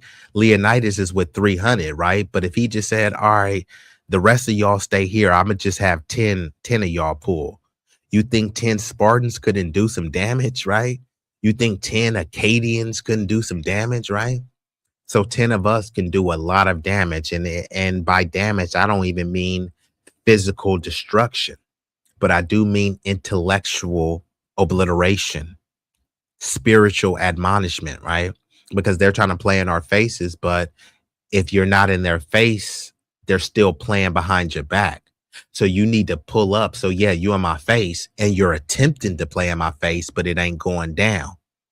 The only way for you to stand on business is to pull up to business, to pull up to these institutions, these conventions, and stand on it there. Many times people wait. They are more reactive than proactive. So you don't have to pull up to everyone. There's going to be some in Florida, some in Ohio that you can't pull up to, but you should have a cross-country network so we can say, hey, look, the DNC is in your homeland. I can't pull up, but you can pull up. Oh, they in Cali. Ain't you in the Bay Area? Here's their address. All you got to do is pull up, right? Make yourself useful. If you ain't going to pull up, spread the information to someone. It's free for you to spread the information. It's free for you to share it on your timeline. But the thing is, you don't want to seem woke and called pro-black or hotep or something. So you're afraid to even stand on business and share something. Then a lot of you guys are in interracial relationships, which, hey, there's nothing wrong with. But you're so fixated on trying to ensure that your non-black spouse is not offended by your perceived black radicalism that you refuse to share or speak on issues that affect you. And then these be the same niggas that hop on and be like, the black community need to do this. The black community need to do that. Nigga, you haven't done that. You haven't picked up trash. You haven't done a book drive. You haven't done a backpack drive. You haven't donated any money to any meaningful organization. You haven't started a nonprofit. You didn't mentor any kids. You didn't coach any kids. You didn't do a clothing drive. You didn't do a First Friday where you're giving food away free. You didn't do any turkey drives. I can go on, but this is just stuff off the top of my head that you don't need a NGO or government backing to do. You can just gather people in your community to do. Did you try a rideshare program that helps the kids get to school and pick them up after school? Did you try to do an after school program? Are you working with daycares? Have you started a daycare so you can lower the costs? Have you did any of that? Are you training these kids to do any skills? How to fix their bike, how to do mechanic work, how to mow lawns? Are you training them to do any of this stuff? Or are you waiting for someone else to do it? And if you haven't done any of that, then just shut up and sit down. I'm not talking about you specifically, Pepman. I'm just talking about in general, because a lot of people like to make these arguments about what people ain't doing. Imagine you on a basketball team and it's like, man, we ain't making no 3-pointers. Like, bro, did you even attempt a 3-pointer? And have you made one? So don't focus on what other people aren't doing. Have you made a 3-pointer? Let's start with you making a 3-pointer first, right? But that's what people like to do. Talk about what others in the community are not doing, but just turn that mirror on yourself and tell me what you're doing. American Nazi Party, that's hilarious. What's with these false history channels? So this person must be a troll. I usually don't even want to entertain this stuff. Someone with a name like La Pow Pow, clearly, you are a moist, moronic maniac if you don't know about the American Nazi Party, and that's okay. You probably weren't taught this in school, but don't bring your low IQ lunatic loser comments over here if you're not formidable to challenge me intellectually. Also, why are you laughing like a little giddy little hoe? What's funny? Let's get back into it. Select few, only to hear what you want to hear. Now the man, Melrose, put it down. He said what the young people are thinking, and quiet as it's kept, Melrose. Some of us older and not so older are also feeling the same way. We've been feeling the same way for a long time. Now, right here, we're going to listen to Al Sharpton's response. Check this out. Let me say, in terms of our report for the year, and then we're going to go on with the program. Our young people are rehearsing, getting ready for this afternoon is our youth day. I heard somebody talk about young people that tell them to just stay around. They're going to see two people, two afternoon, all of the youth in there. And I don't know, but you get provocateurs because anybody. Nigga, just get to the point, bruh. See, man, this that just straight bobblehead babbling, nigga. Just get to the point, bruh. That is talking to somebody younger than them holding the mic, then you know that they paid agents. And if you're in the room, if you don't like me saying that, I'll say it again. This is like the pot calling the kettle black, nigga. You were literally a paid agent. You know what, bruh? I wasn't even expecting it, but hey, Al Sharpton. What? How please? Nigga, please. How? Nigga, what? Nigga, please. Nigga, please. What? And you know what, nigga? You acting like a little bitch right now. You acting like a little bitch right now, nigga. Man, fuck that. I ain't letting that shit ride. This old, moist, goofy, bobblehead, boule, buffoon, bozo nigga is the true agent. So somebody that's over here standing on business for the lineage, saying no tangibles, no vote, cut the check and cut the crap. Those people are considered agents, but him over here bending over, pulling down his pants and spreading cheeks and getting buck broken by the Democrat Party over and over and over. That's not agent behavior. Okay. You get provocateurs because anybody that is talking to somebody younger than them holding the mic, then you know that they paid agents. And if you're in the room, if you don't like me saying that, I'll say it again. Because you cannot get reparations without putting people in office that's going to pay them. So talk that ignorance somewhere else. And if you're in the room, if you don't like me saying that, I'll say it again. Because you cannot get reparations without putting people in office that's going to pay them. So talk that ignorance somewhere else.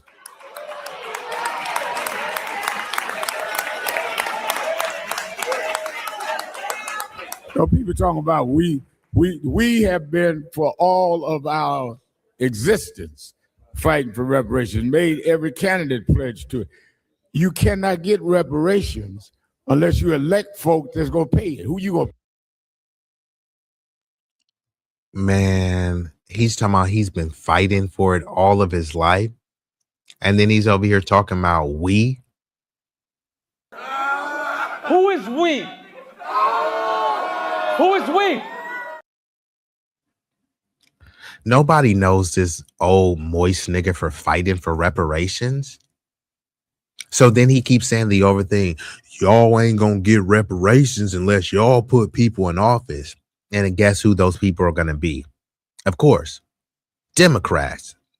And then he's saying he makes people sign off on a pledge to say that they're gonna commit to reparations. No, he makes people sign to a pledge that they're gonna commit some Pan-African mythical thing that ain't even no reparations. All they want is an apology. They saying, don't give me a check, just apologize and maybe give me some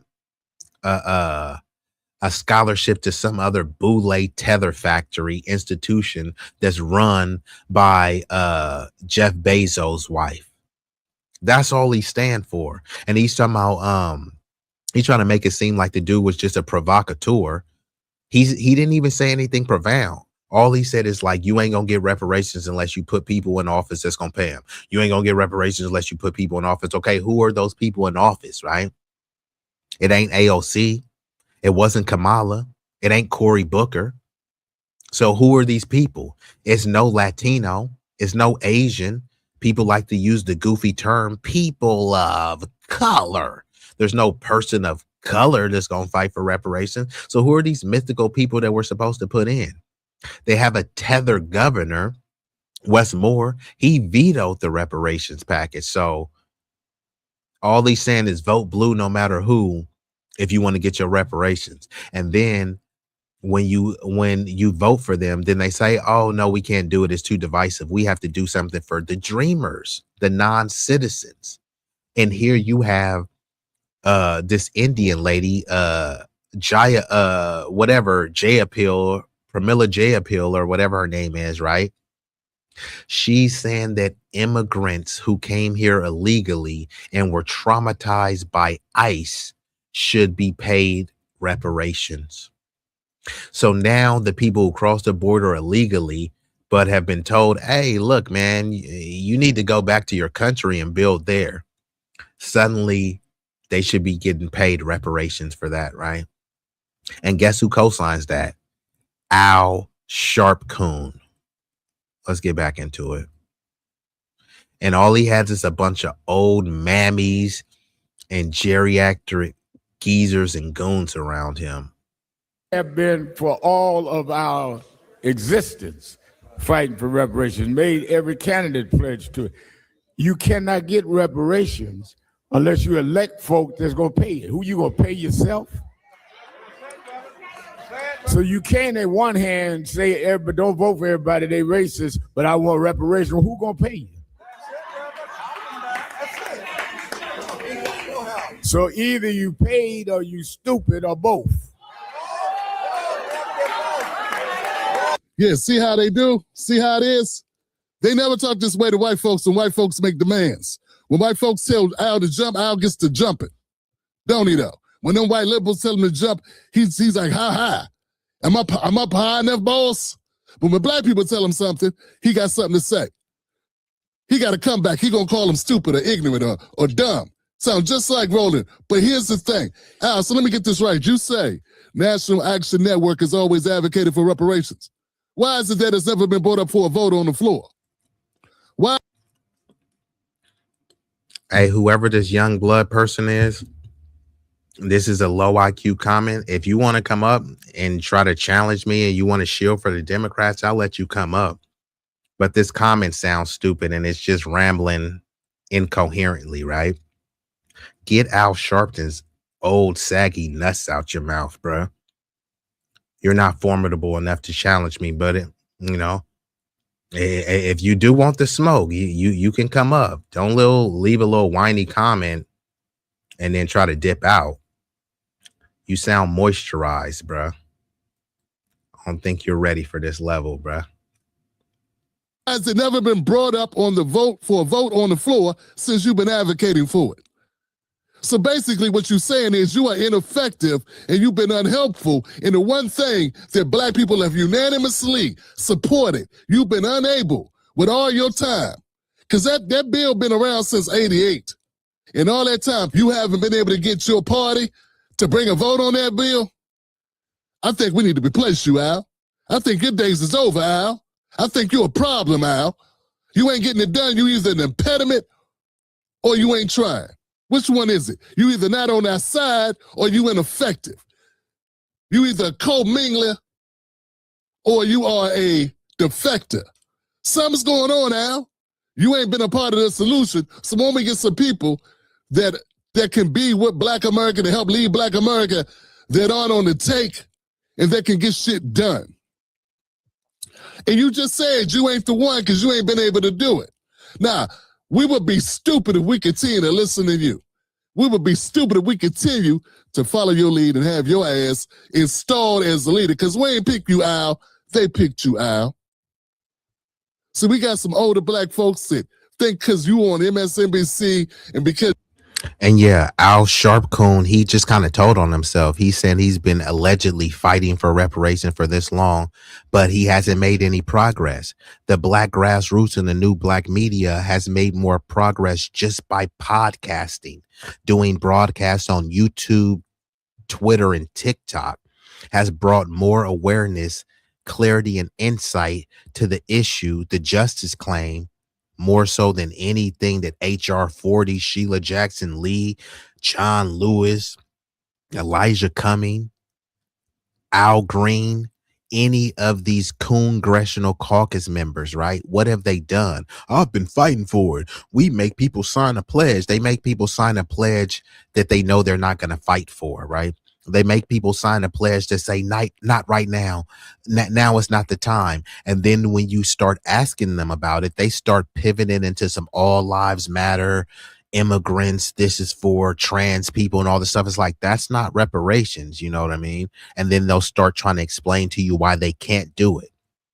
But for other groups, they don't say why they can't do it. They tell them it's already done. It is done.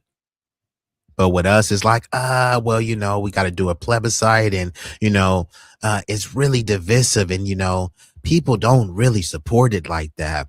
When they passed gay marriage, people didn't support it like that, but they didn't care. They said it was the right thing to do, and they just pushed it forward.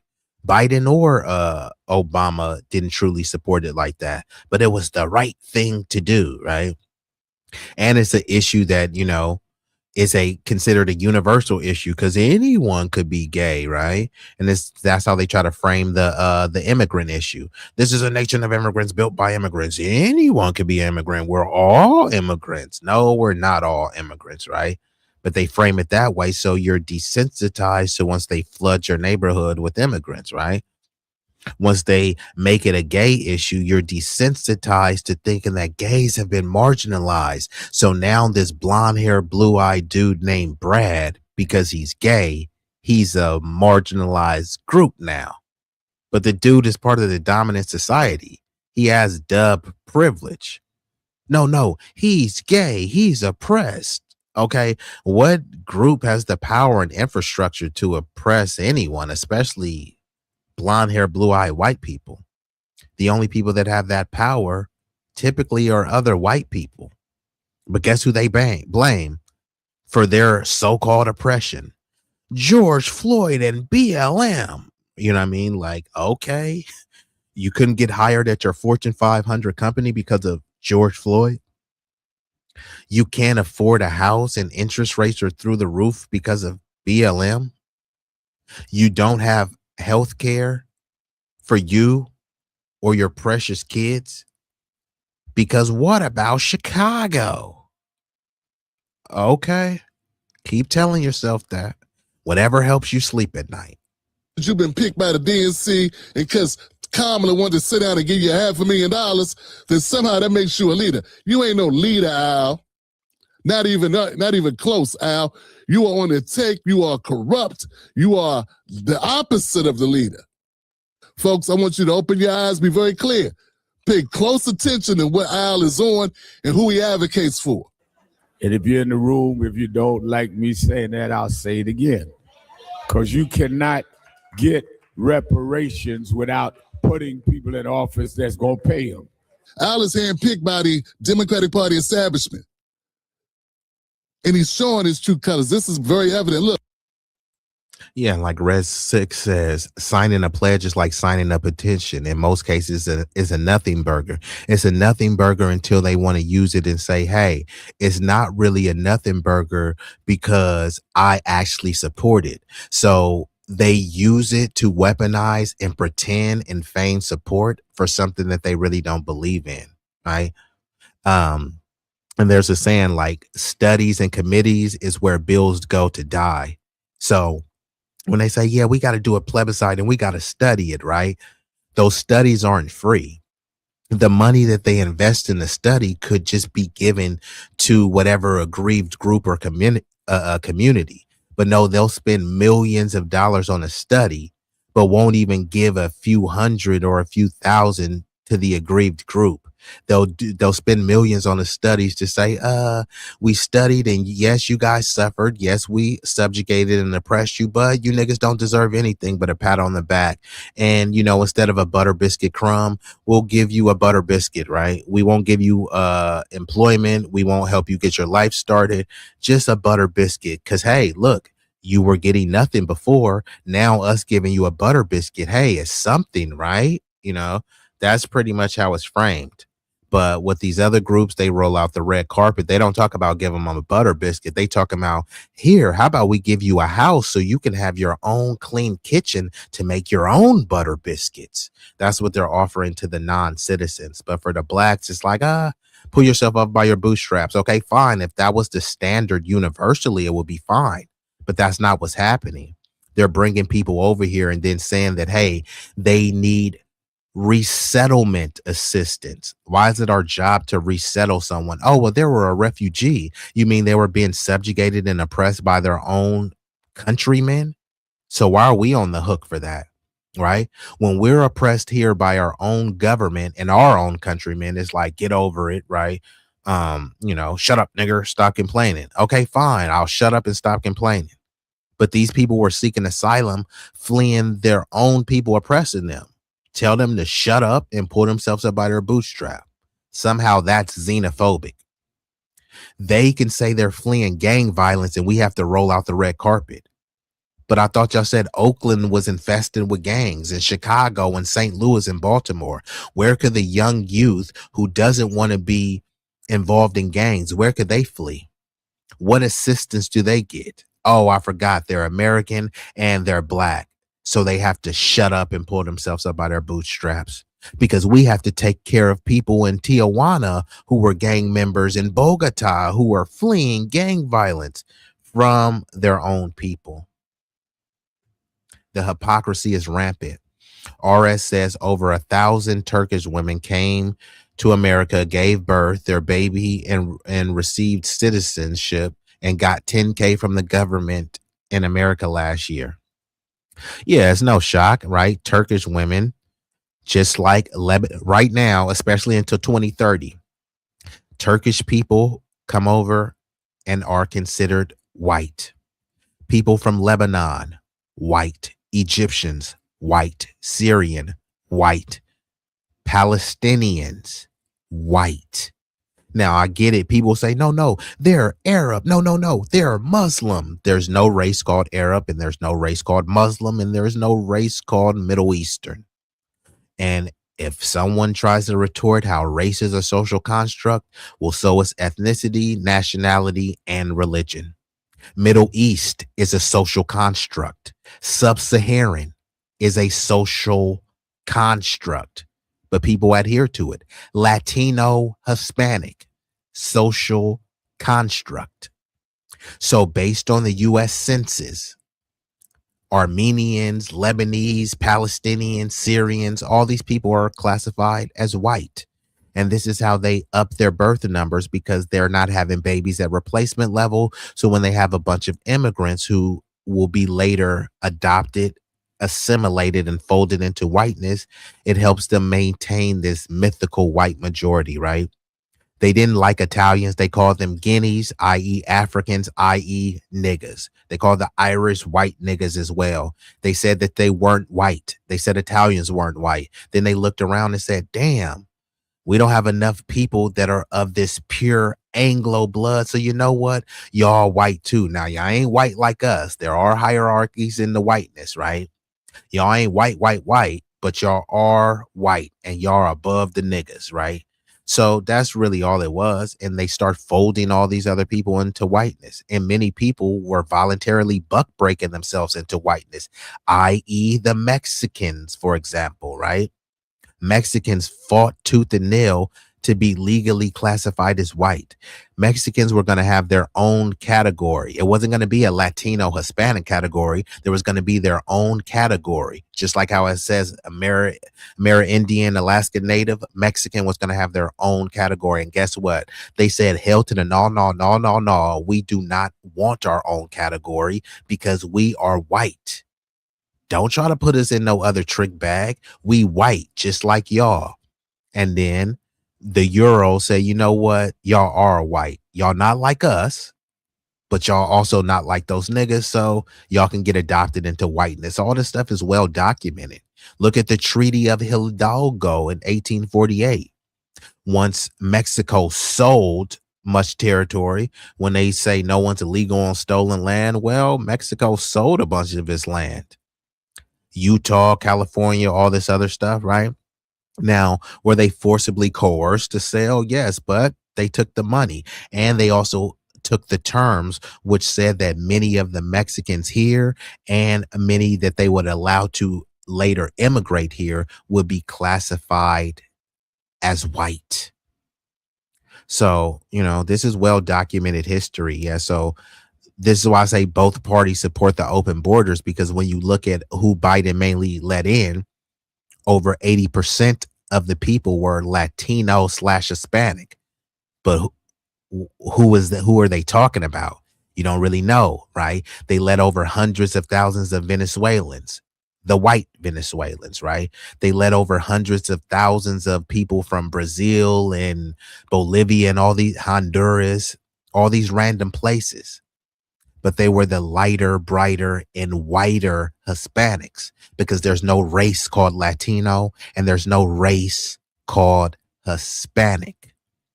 Think of someone like Cameron Diaz. She's Latina. She's a white girl, a white Latina. Nick Fuentes, he's Latino. Do you think he's checking the Latino box or the white box? But let's get back into it. Jessica Alba, right? She was shocked. They did a DNA test and she was shocked, like, oh my God, all my ancestry is European. Like, yeah, you're a white Latina, Jessica Alba. Salute to Jessica Alba, right? But yeah, what are you confused about, Mamacita? If you were an advocate for the black people, for black Americans, what would you do? You would be taking their grievances, their concerns to the people at the party. That's the whole purpose of Al Sharpton. He's supposed to be communicating your concerns. He's not supposed to jump in between you and the party. See, he serves as a buffer to the party to try to contain you, not to expand on your message, not to fight for what you want, but to voice the concerns of the party and keep you at bay. For example, if I was an advocate for inmates at a prison, and the inmates at the prison was saying, hey, we're not getting the proper medical treatment, we're not getting the proper heat, or it's hot, we're not getting AC, or the food's horrible, right? It's unsanitary, or the safety, there's issues about safety. I'm not supposed to say, oh, well, what kind of food you expect them to give you? What are you talking about medical treatment? What kind of issues do you have? I mean, you got medicine, you got aspirin, what they supposed to give you? What you mean it's hot? Take some clothes off. Or it's cold, put a shirt on. You know, see, that's a person that's not advocating for the inmates, but they're advocating for the prison. You're advocating for the warrant. You're advocating for the private corporation that owns that prison. See, that's what Al Sharpton's are doing. He's telling you why you can't get reparations. That ain't his job. His job is not to figure it out for you or for the politician. His job is to communicate, expand, reverberate, and raise the volume of whatever your request is. That's his job. His job is to amplify your message, because he's supposed to be a conduit for you. He worked for us, right? Doesn't he work for the people? See, that's the thing I have with not just Al Sharpton, same thing with Roland Martin, all these operatives of the Democratic Party. They're getting their money through the Democratic Party and its mechanisms, and they work for them. I don't know how you can make it any plainer, but this video of this young man voicing the desires, wants, and demands of the people was crystal clear what the people want. Al Sharpton, it's not up to you if the Democratic Party knows what to do or has their minds right, got their heads right or not. It's your job to say, this is what the people want. Get it. And I agree. So I'm going to transition into this last video. And yeah, he says Sharp got his reparations. So that's what it is. They've already paid him. So he's part of the brain dead, buck broken buffoon Boule class that's supposed to lead us astray so that his progeny could be okay, but he sells out the rest of the community, right? You know, the quintessential, disgusting political house Negro. And I'm going to pull up this last video. Hopefully y'all have taken the time to like the stream. It is free. It won't cost you a fee. I'm going to be ending this one soon. If I do have a little bit more time, I may come back, hit y'all with another double header, you know, a separate little short stream. When I do have time, I try to interact with the people as much as I can for as long as I can. People tend to like the long form content more so than just the short, quick hitters, right? So I'm just going to pull up this next video and we're going to get back into it. So give me 30 seconds. Be easy, tell me how it feel. Ooh, tell me how it feel. To be real, to be really that dude. Be easy, that dude. Ay, ay, ay, ay, ay, ay, ay, that dude.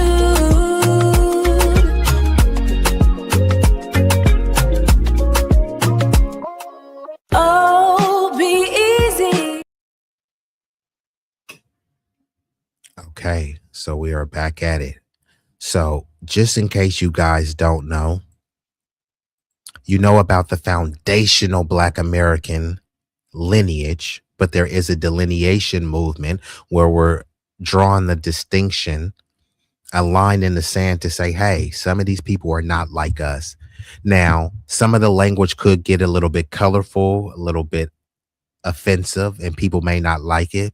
However, I do believe it is necessary. Most of the language is not rooted in disrespect, is rooted in distinction and truth. And realistically, we're late to the delineation party. And people have always delineated, whether they knew that exact term, they've always done it in practice. And I always use the example of so-called Native American or indigenous tribes, right? There's no such thing as one big native or one big indigenous.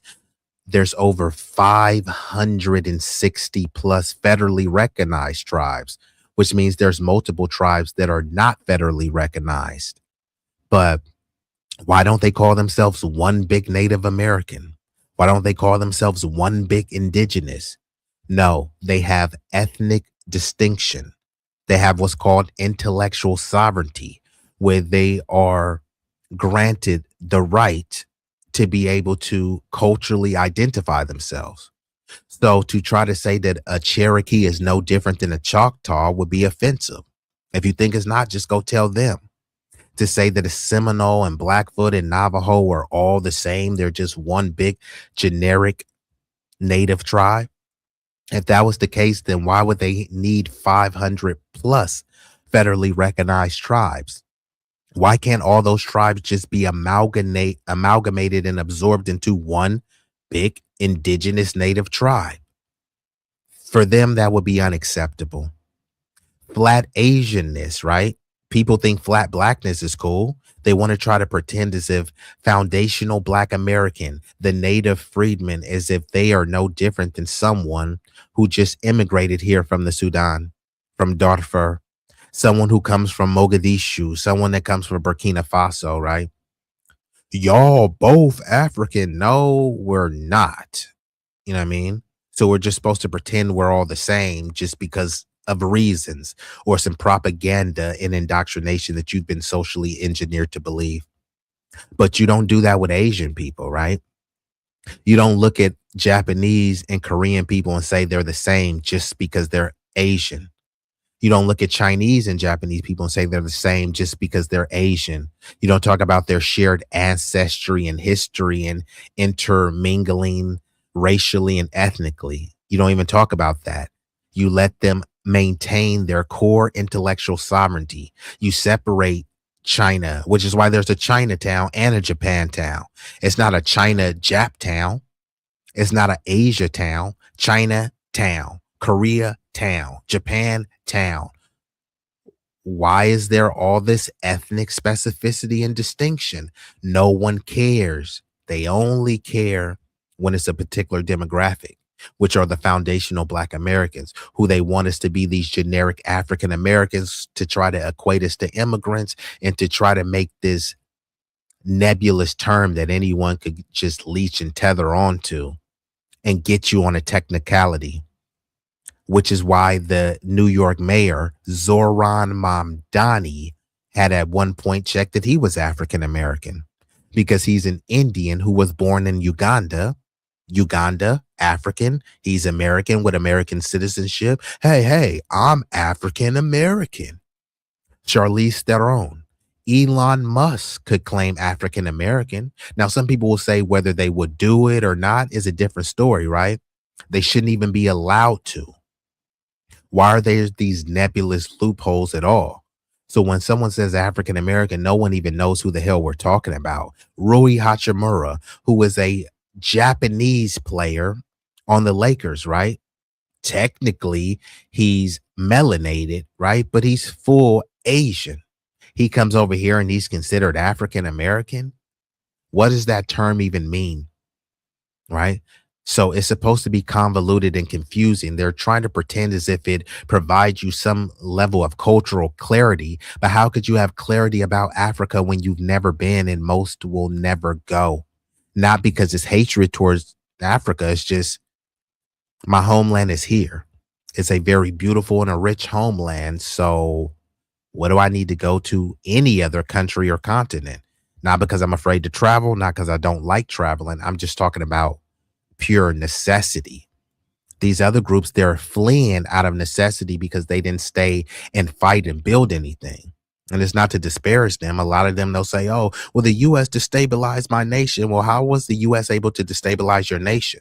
Because you didn't fight. You didn't fight your crooked and corrupt government. So that made it easier for them to subjugate your population. And rather than stand in your homeland, which you allegedly love and want to fly the flag of, you run to the homeland that my ancestors built, the same homeland that you say is subjugating you. Does that make any sense? Right? But let's get into this video. So the thing with the Heritage American movements, right? The Heritage Americans are delineating. And to be honest, I was thinking, what took you guys so long? But before there was originally the WASP, right? The White Anglo-Saxon Protestant. And they did delineate. And that's why I would say they would say that the Italians, Irish, and other groups, hey, y'all are not like us. Y'all are not white. But now what has been happening is now there's been multiple white groups coming over, tethering on to the WASP heritage, pretending as if they're a Mayflower heritage American. It's like, bro, your family just got here. You're an Ellis Islander or came after that, right? The only reason why you were able to come to Ellis Island is because of the hundreds of years of work that people had built prior.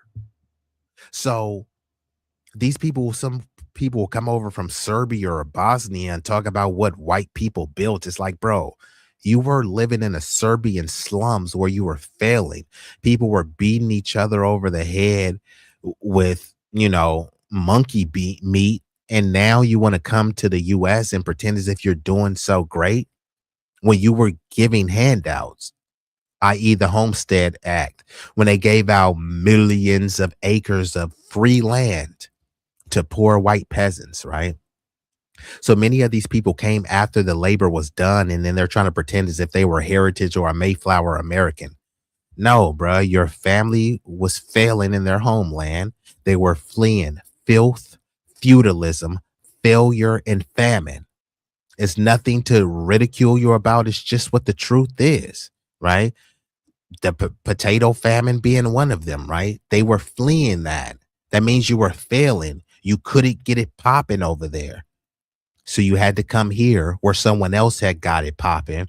And then instead of acknowledging and honoring that group, you looked down on them to assimilate to white mommy and daddy who was really spitting on you. But you know what? They gave you some symbolic and economic trinkets. They allowed them to control certain markets, whether it be the fire department, the police unions, etc. So these people that, they were willing to sell us out, even though they try to talk about how the Irish people were slaves. The Irish people weren't slaves. They were indentured servants. And if they were allegedly slaved in their homeland, take that out with your homeland and your own people. But in America, no, they weren't slaves. They were indentured servants. And while they were mistreated, they were treated better than the blacks. And guess what? Indentured servants, it's not even remotely the same as chattel slavery. Their kids weren't born slaves, but chattel property, their kids were slaves for life, for perpetuity. These indentured servants, they usually had a 7 to 10 year contract. And guess what? Many of them were paid reparations. Wasn't called reparations, it was called freedom dues. So after their contract, they didn't even have them pull themselves up by their bootstrap. They gave them money, capital, maybe a mule, a goat, a horse, right, to get their life started. Meanwhile, they told you niggers need to pull yourself up by your bootstraps. And they're trying to compare their history to someone that was told you can't have anything when they were given everything. It's not even remotely the same. But let's get into the video. Now, I know Tariq, he's do the calls in, so people call and ask him questions. I know he did touch on Marcus Garvey, and then he gets into the Heritage Americans. So let's get into it. That's all I want to say. I mean, back to that. Yeah, man, the reality is reality, dude. Yeah, the Pan-African thing was a con game. And the Tethers are mad at me for calling out Marcus Garvey. They real mad at that. Yeah, I don't uplift Marcus Garvey. When you start looking at Marcus Garvey, you know, he was on the Pan-African. So it looks like we have a low IQ Mayo mutant has entered the chat and says he doesn't give a F about black people. That's fine. It's funny because the same people that say they have black fatigue, they're always watching Bang Bros and Triple X videos where there's these little beautiful blue-eyed blonde hair white chicks getting railed by Mandingo warriors. Jamal, Tyrone, Man, and Junebug is running a train on your sister, Johnny. And that's why you're mad. It's not my fault that you couldn't cut it. It was God's plan. You know, he made you into a moist, effeminate male, or what appears to be a male, and you live a miserable loser existence. Don't blame me. Blame God. Johnny K or Johnny KKK. And he's talking, and it's funny because he talks about Coke. The people that say they have black fatigue, they always go into black spaces. I have black fatigue. And then you pull up a Triple X corn video with a black dude with a 12-inch pipe piping your mom. I mean, does that sound like black fatigue? You got black fatigue, but you riding around listening to rap music. You got black fatigue, but you just watch Boys in the Hood and Menace to Society, right? I got dub fatigue because people like this is low IQ, loser lunatics. Let's get back into it.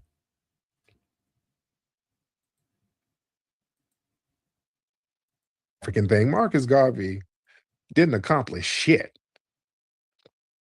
And back then, our people, the Foundation of Black American Grassroots, they were calling him out for being a tether then. There's a lot of little janky shit he was doing. He didn't really accomplish anything. Marcus Garvey just failing left and right. Just doing dumb shit and failing. He never set foot in Africa. Didn't have any land secured over there. Liberia really wasn't fucking with him. He had no land over there. You've seen his ads everywhere, but who's the real Tom Steyer? I sometimes think I should describe myself. Nothing was going on. And there's this other dude, Tom Steyer. He had ran for president. I think this dude is another billionaire. So now he's trying to run for California governor. If y'all in Cali, are y'all going to vote for Tom Steyer? Tom Steyer, bruh, you got billions of dollars, bruh. Man, go sit your little geriatric behind down, bruh. And I'm not trying to be ageist and, you know, say that, hey, you know, old people are obsolete. I'm just saying, bro, you're a billionaire, bro. Just chill. Work. Them ships were janky, bought some janky ass ships that didn't work, and the crewmen were incompetent. He couldn't run business correctly. Just a lot of janky shit. Then when he went to court. And I'm going to just let Tariq cook on the Garvey part, and then I'll break down when he gets to the Heritage American part. But I do I do believe I'm gonna do a deeper dive into Garvey because they propped him up as this mythical figure. I'm sure there were some historical events that he did that were commendable, some things that he said that were commendable, but he's done a lot of corrupt, scammy, oppish things, and those need to come out. Like, he's not a god, so we can't just revere and idolize him without any scrutiny. So I will at some point be doing a deeper dive onto Garvey. Was he really the man that they propped him up to be? Or was he something more sinister? For the mail fraud, which they were selling stocks of ships that they didn't own, he went to court, fired his lawyer, and tried to represent his damn self and went in there plebiscite babbling and lost, just doing dumb shit.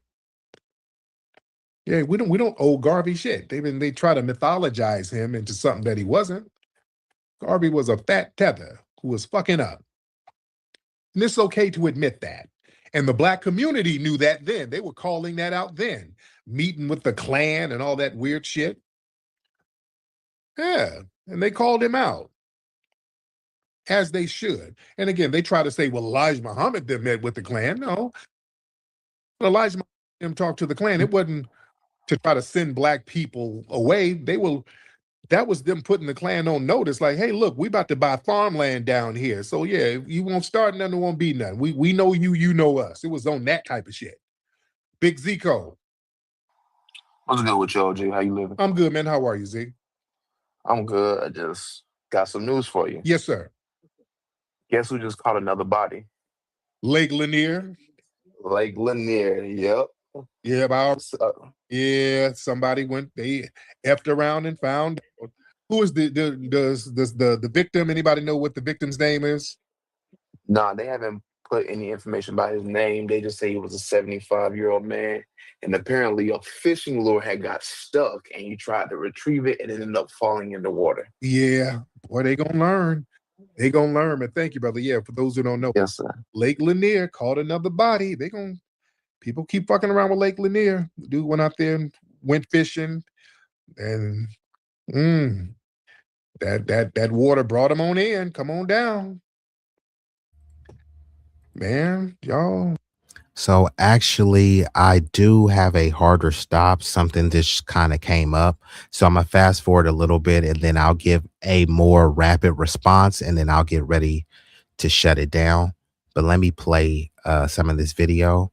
It's just something came up. Like I said, if I will come back later, probably do a shorter stream. So I'm gonna let more of this play and then I'll give a summary and then I'll get ready to shut her down. I do appreciate y'all. In the building. I'm driving, but I'm gonna make it brief. And I just to a modern demographic to retroactively project a 21st century pan-European solidarity onto that era that was really about intra-European fighting. Benjamin Franklin, he complained about the swarthy complexion of Germans and Swedes that were immigrating to Pennsylvania. I want y'all to understand something. Some of these Europeans who were coming over here, they were like, hey, we're going to have to segregate them. They can't live among us. They ain't white enough. You understand? He was saying, hey, man, unless these people are Anglo, they ain't really white. This is what they were saying back in those days. So yeah, the heritage American narrative falls apart when you look at it, because a lot of these people were not considered white back then. Italians weren't considered white back then. The Greeks were not considered white. The Jewish people weren't really considered white back then. See, foundational Black American is 100% correct. And when my brother said, Tucker Carlson alluded that, yeah, we're the real heritage Americans. Yeah, we are. Because we've always been Black from the very beginning. We've been Black from the very damn beginning and never morphed into anything else.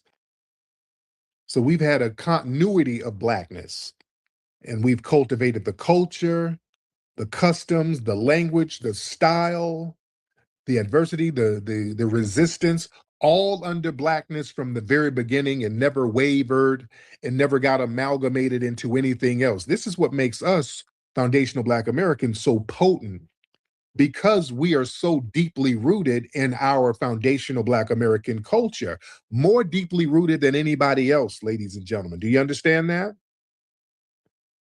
Because of the Black continuity, because they needed a root organ, a root ethnicity to define themselves from.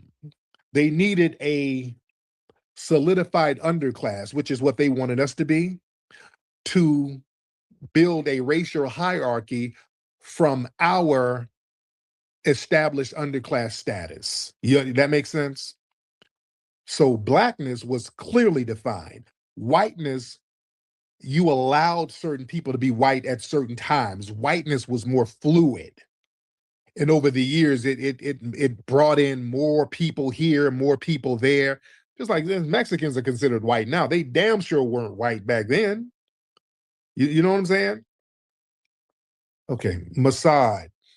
Okay, Masad. Do you want to say something, Mr. Masad? Mr. Masad, I don't know, you're posting a video. What I'm going to do, I'm going to give you 20 seconds to speak, or I'm going to block you so you can't come up here at all.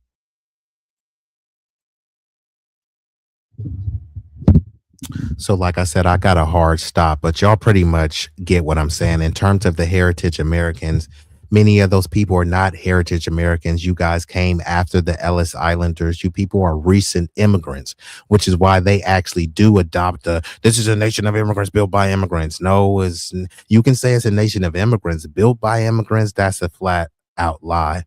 But nobody can clearly define what they mean when they say it's a nation of immigrants.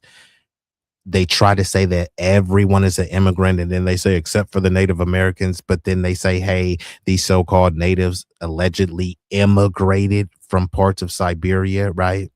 But no, they immigrated, but then they became indigenous, right? Okay, fine. And then it's alleged that they were here tens of thousands of years, right? What group are we talking about? Because this so-called mythical red man, like, I thought you said that they were eradicated and they were genocided. So now, if the red man was genocided, then who are we calling the natives? Oh, you mean the people that look like Justin Timberlake, Justin Bieber, Seth Rogen, and Elizabeth Warren? So people just throw the term indigenous and native out there, but they don't really know who they're really talking about. They throw the term heritage American, but like, who are they really talking about?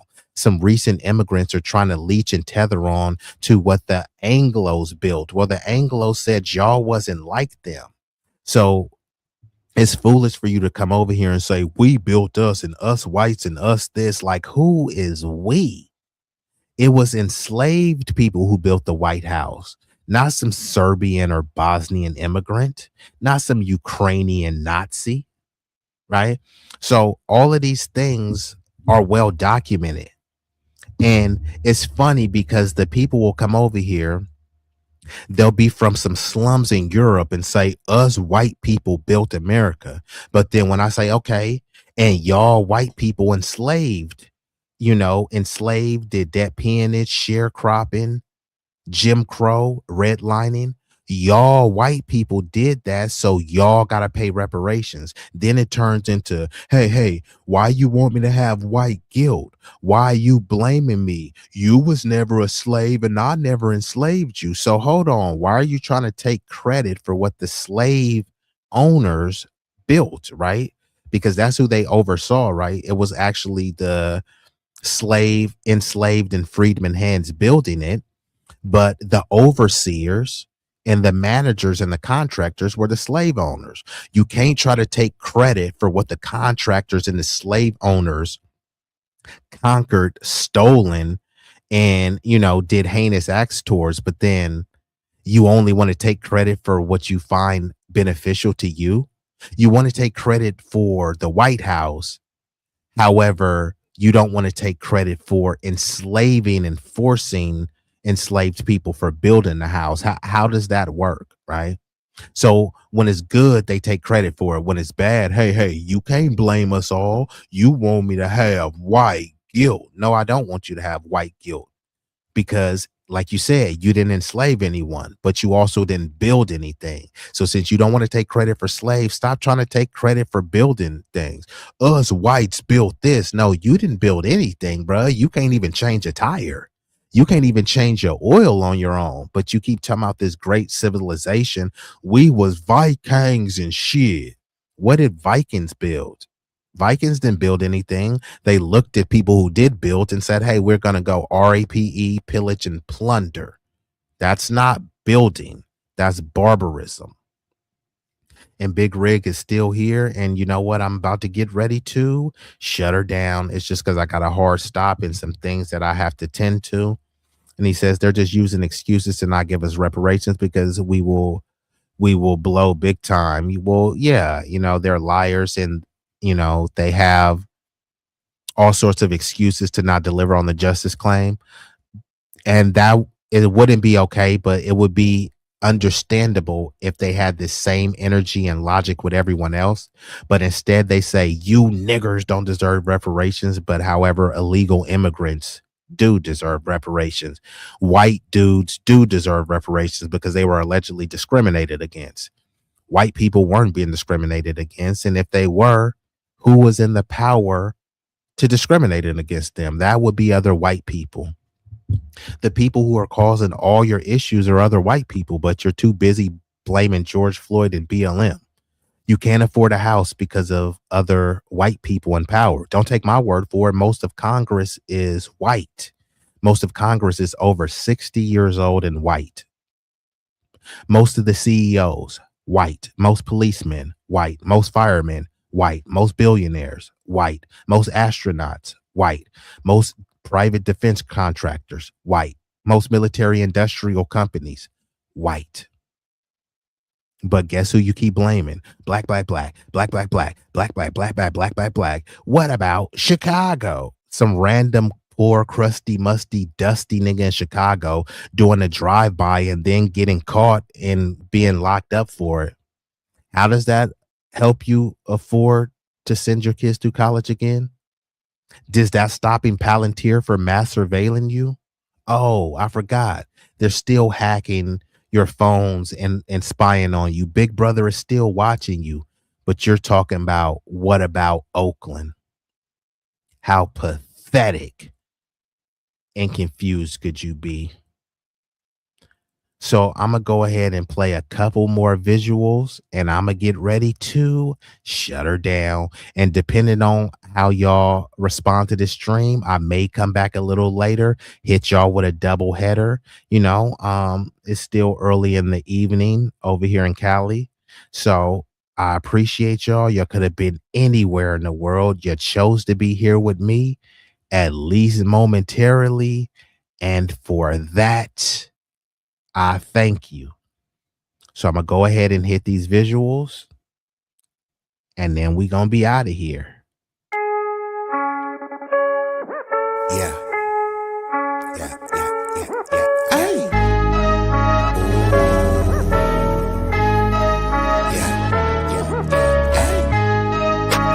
B-Eazy Dat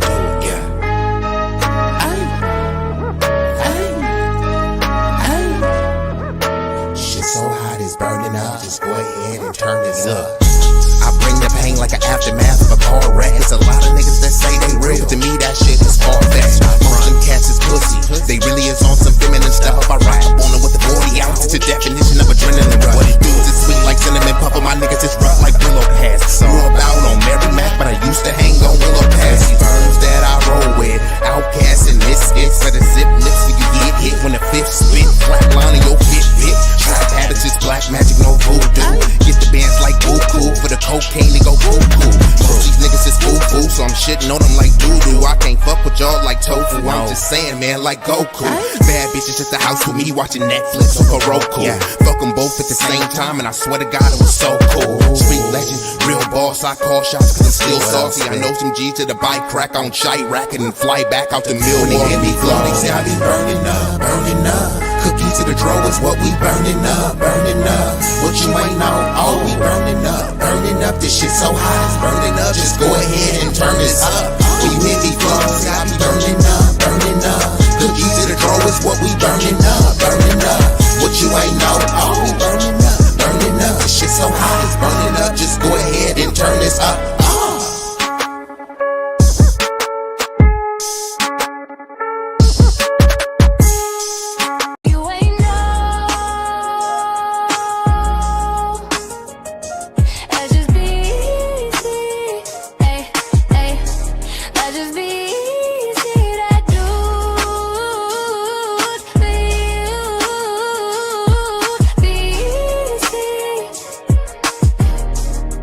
Is that dude?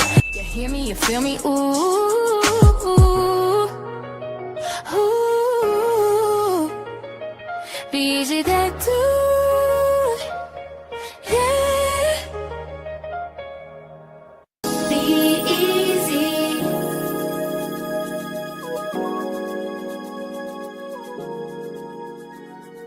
B-Eazy, B-Eazy, he is that dude. It's plain and obvious. A certified professional, ain't never been a hobbyist. He is one of the nicest, realest, coldest, and dopest. So you should take notice. Woo! That dude, B-Eazy, that dude, that dude, that dude, B-Eazy, that dude. Show love and support to B-Eazy, that dude. Be easy, be easy.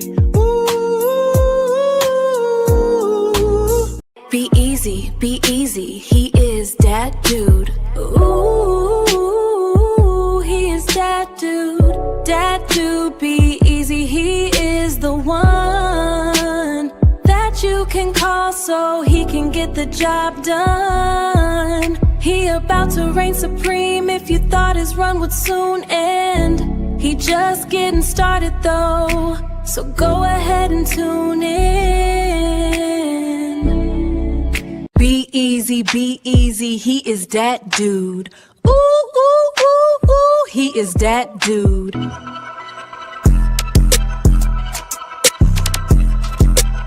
If you feel the vibe, like, share, and subscribe. We growing on this journey.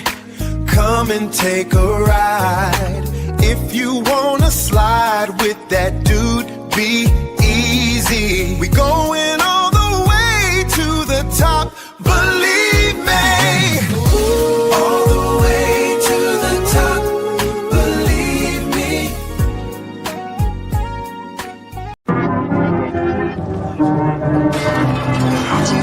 Are you not entertained? Are you not entertained? Is this not why you are here? Follow. Be easy. You know you want to. Well, we're waiting.